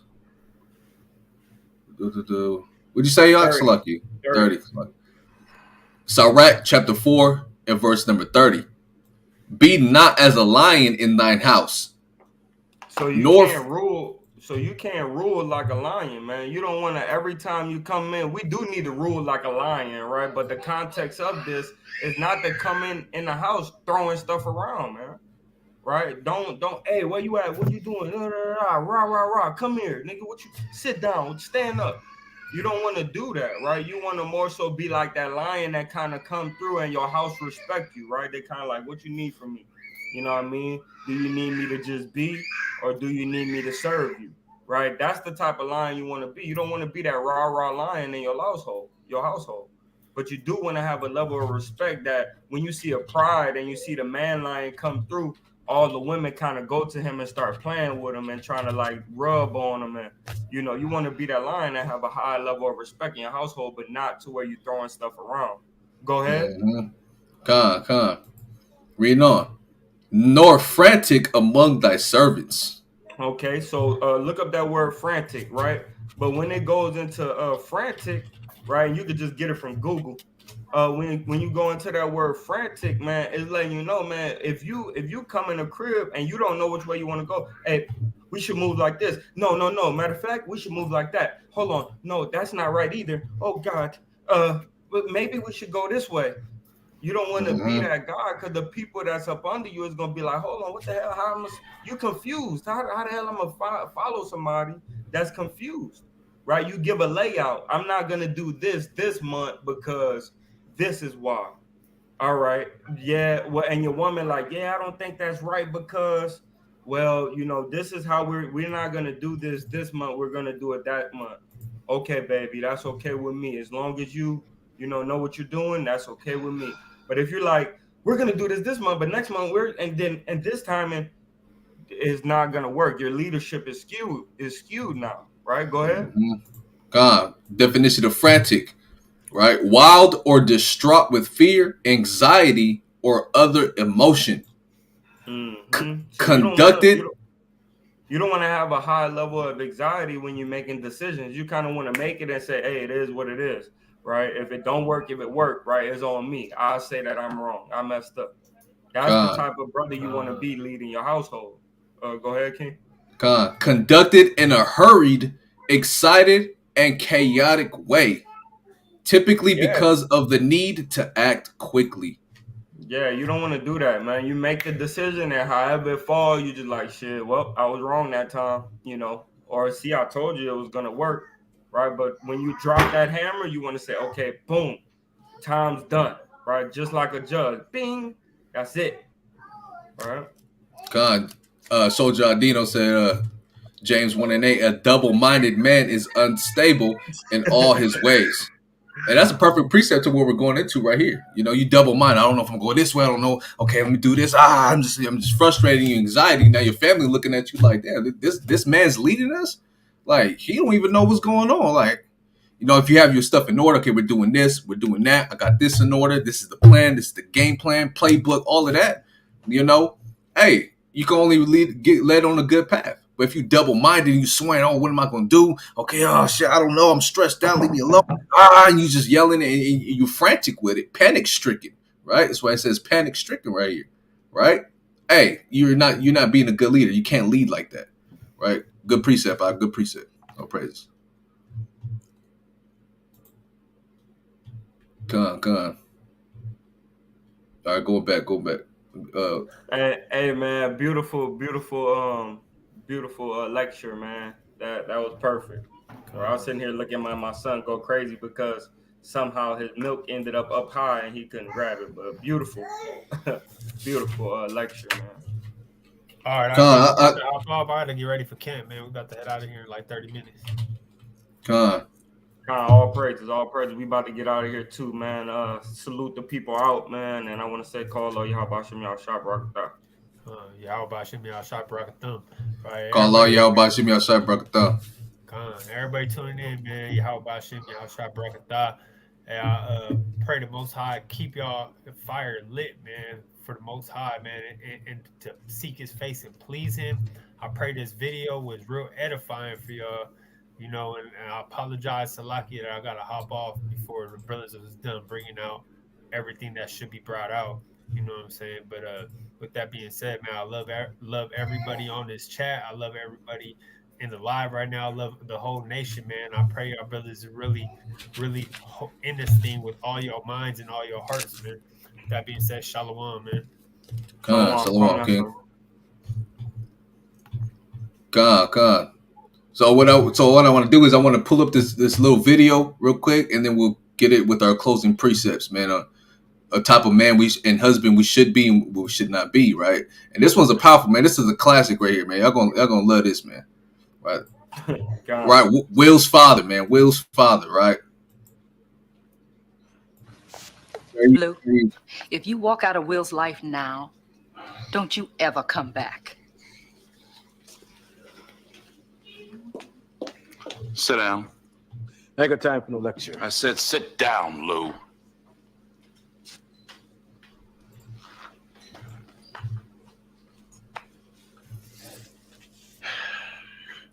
You know, Will was doing just fine until you showed up. But now that you're back, you have responsibilities to him. Look, we're still gonna take the trip. Oh, bull! Bull! Will is not a coat that you hang in the closet, then pick it up when you're ready to wear it.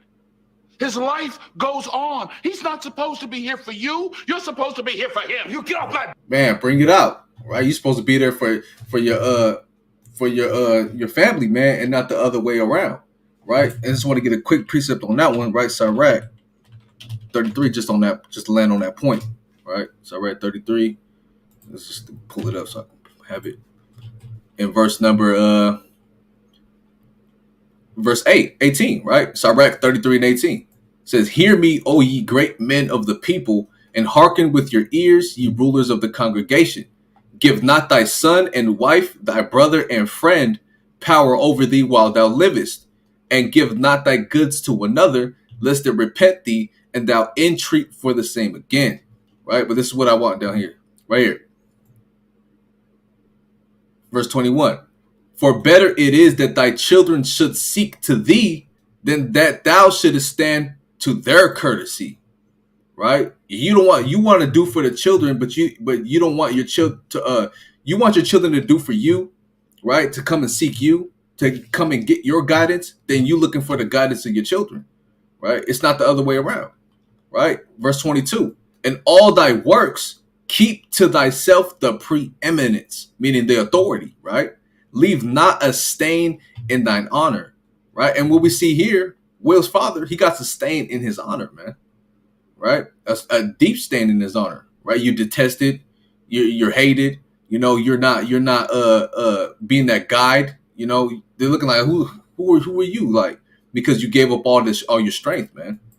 Right, you gave up your authority. Now you got a stain in your honor. You see that? Going back.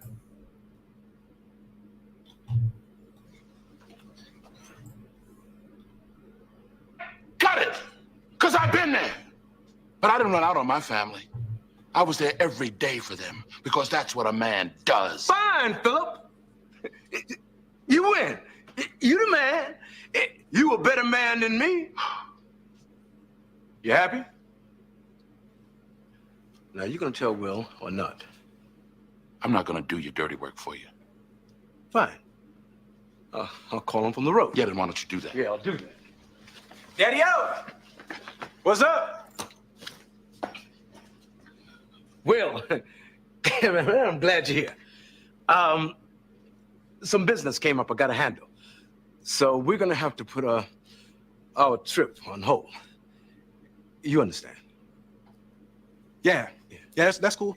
That's cool. Just for a couple of weeks. I understand. Yeah. Maybe a little longer. Yeah, whatever. Look, I'll call you next week and we'll iron out the details. Okay? Yeah. It was great seeing you, son. You too. Lou.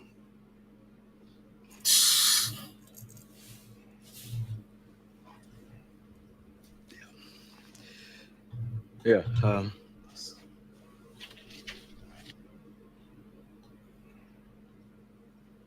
I'm sorry, Will. You know what? Actually, this works out better for me. You know, the Slimmies of summer come to class wearing next to nothing. You know what I'm saying? Will, it's all right to be angry. Hey, why should I be mad? I'm saying at least he said goodbye this time. I just wish I hadn't wasted my money buying this stupid present. I'm sorry. If there was something that I Hey, could you know do. what? You ain't got to do nothing, Uncle Phil. Hey, ain't like I'm still 5 years old, you know? Ain't like I'm gonna be sitting up every night asking my mom, when's daddy coming home, you know? Who needs him? Hey, he wasn't there to teach me how to shoot my first basket, but I learned, didn't I? Hey, I got pretty damn good at it too, didn't I, Uncle Phil? Got through my first day without him, right? I learned how to drive, I learned how to shave, I learned how to fight without him. I had 14 great birthdays without him. He never even sent me a damn card. To hell with him!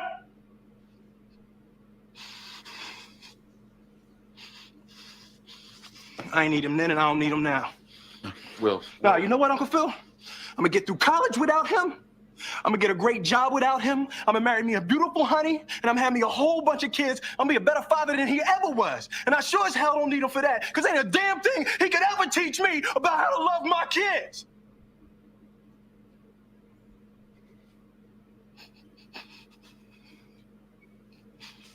How come he don't want me, man?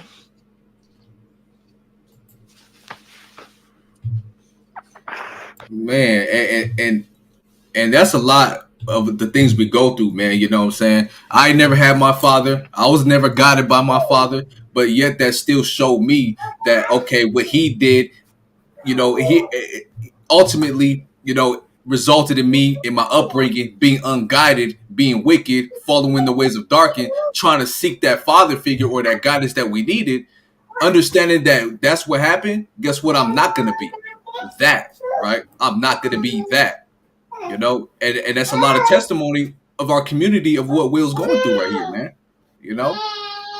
Go ahead, Ken. You got something? Yeah, stuff like that, man. Stuff like that, man. I get emotional with stuff like that. You feel what I'm saying? Because my dad was in and out of my life my whole life. You feel what I'm saying? Come in, go out, bro. I never know when the next time I'm going to see him, And a lot of things was more important than him, to him than me, and I didn't have a strong understanding of that. You feel what I'm saying? And so to see that, to be honest, like I almost started crying. You feel me? Like, because, we didn't have that, and then now we gotta be Uncle Phil. You know what I mean? We gotta be Uncle Phil to our family now, and it's hard, bro. It's rarely, it's rarely a whole month without me thinking about leaving. Because that spirit of that spirit that dad had on Will, that he had on him, man. Yeah, that spirit hop on me, and I gotta remember I gotta be a father to my children, right? Why would I want somebody else coming in my wife's life, right, being a guide unto my children, right? No, man, I'm gonna stick it out. I'm gonna do what I have to do to be able to raise my kids in righteousness in the right way, man. But that hurts. You feel what I'm saying? But that all stems on how to be a godly man and a godly husband as well. And a lot of times, sometimes the women mess up and leave the dad, and don't fight for their family like they should, So with that, man, it's a lot, it's a lot of feelings and emotions that come up on me with seeing that. Con. That's right. Beautiful. It's a beautiful thing, man, to have that understanding, man, of a man that we should be, of the husband we should be, right? And the difference between that and a man that we should not be and a husband we should not be, man, because we all just trying to make it. We all just trying to have a peaceful life to as long as we can in endurance, man, right? And let me get this closing precept on my portion real quick, right? Proverbs 22. Right, Proverbs chapter 22 and verse number 6, right? Train up a child in the way he should go, and when he is old, he will not depart from it. You see that? So we got to train up our children, man, right? In another instance, we got to train up our people in the way they should go. Give them that proper guidance for our households So that way we can stay steadfast, stay on a strong foundation, and endure until the end, and the same shall be saved. Right? Man. With that, I yield. Khan, give me Proverbs 19 and 20. Whoo, man, that one hit me in the spirit, man. That shit is crazy, man. We deal with that so much in our community, man. That's one thing that's really plaguing our community, man. And you know, Lord willing, man, our families start to understand that we gotta make our body a living sacrifice, you know, for the other party in our relationship. You feel what I'm saying? Whether it be the wife or the husband, it takes a lot of sacrifices. Sometimes you gotta prefer yourself less in your relationship, and it's hard, bro. It's hard to do that, you know, because it's like he ain't did this, he ain't did that, he not moving like this, he was late on this, he didn't do this, the bill was this, right? And then you thinking about all of that, and you start to treat your husband like that, rather than saying, you know, he didn't do this, he didn't do that, I'm angry about that, but I'm gonna love him anyway, right? I'm gonna love her anyway. And those little sacrifices make you to have a better relationship, a better wife, and a better husband, right? But a lot of times we forget that we got to make those specific sacrifices to have a better future with our wife and our husband. God, that's right. That's right. This Proverbs 19 and verse 20. Hear counsel and receive instruction, that thou mayest be wise in thy latter end. See, and with our relationships, we need our women as well as the husbands to go get counsel, and for our women to accept counsel from their husband. So that way, at the latter end, right, we're gonna have we're gonna have greater success, greater prosperity in our latter end. We know that this is talking about the end times where we get saved from our captivity. Right, but in our marriages, the same thing goes. If we get counsel and wise counsel, we're going to learn how to be better in our relationships, right? And it's going to grow at the latter end, right? So wise counsel and instruction is a must in a marriage, right? In a marriage, in a courtship. That means a lot, right? Read verse 21 for me. Verse 21, there are many devices in a man's heart. So there's many things that bring us to not within our hearts, right? Certain things are more important, right? Certain vices are more prominent, right, than the vices of familyship, right? Guiding our families, right? Certain devices is more important, and we need to learn, you know, how to put the devices above that's supposed to be above, and then the other things that's supposed to be below. All right. Go ahead.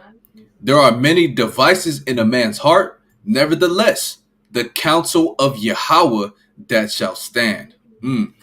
That's what's gonna stand above all, right? Is the counsel of Yahweh.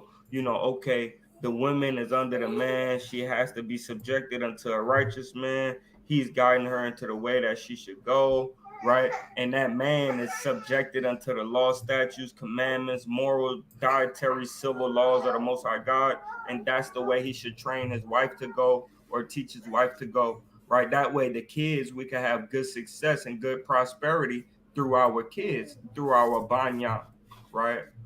So, and you know, that concludes the lesson, man. Make sure y'all seek and counsel and instructions, right, from the elders, from people that have been in the truth and endured the same things you're trying to endure right now. Go seek that counsel, so that way your marriage could stand tall above all, man. Like my brother Banyan always say, man. Right, and with that, I yield. God. Yeah, man. And that's the thing we should do, man. You know, a man devises all these thoughts in his ways. Maybe I should do this. Maybe I should do that. I'm going to get guidance from him.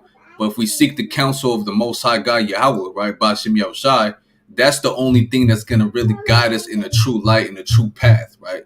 Not being frantic about certain situations, not being indecisive about certain situations. Be like, you know what? This is what the Lord said I'm going to do.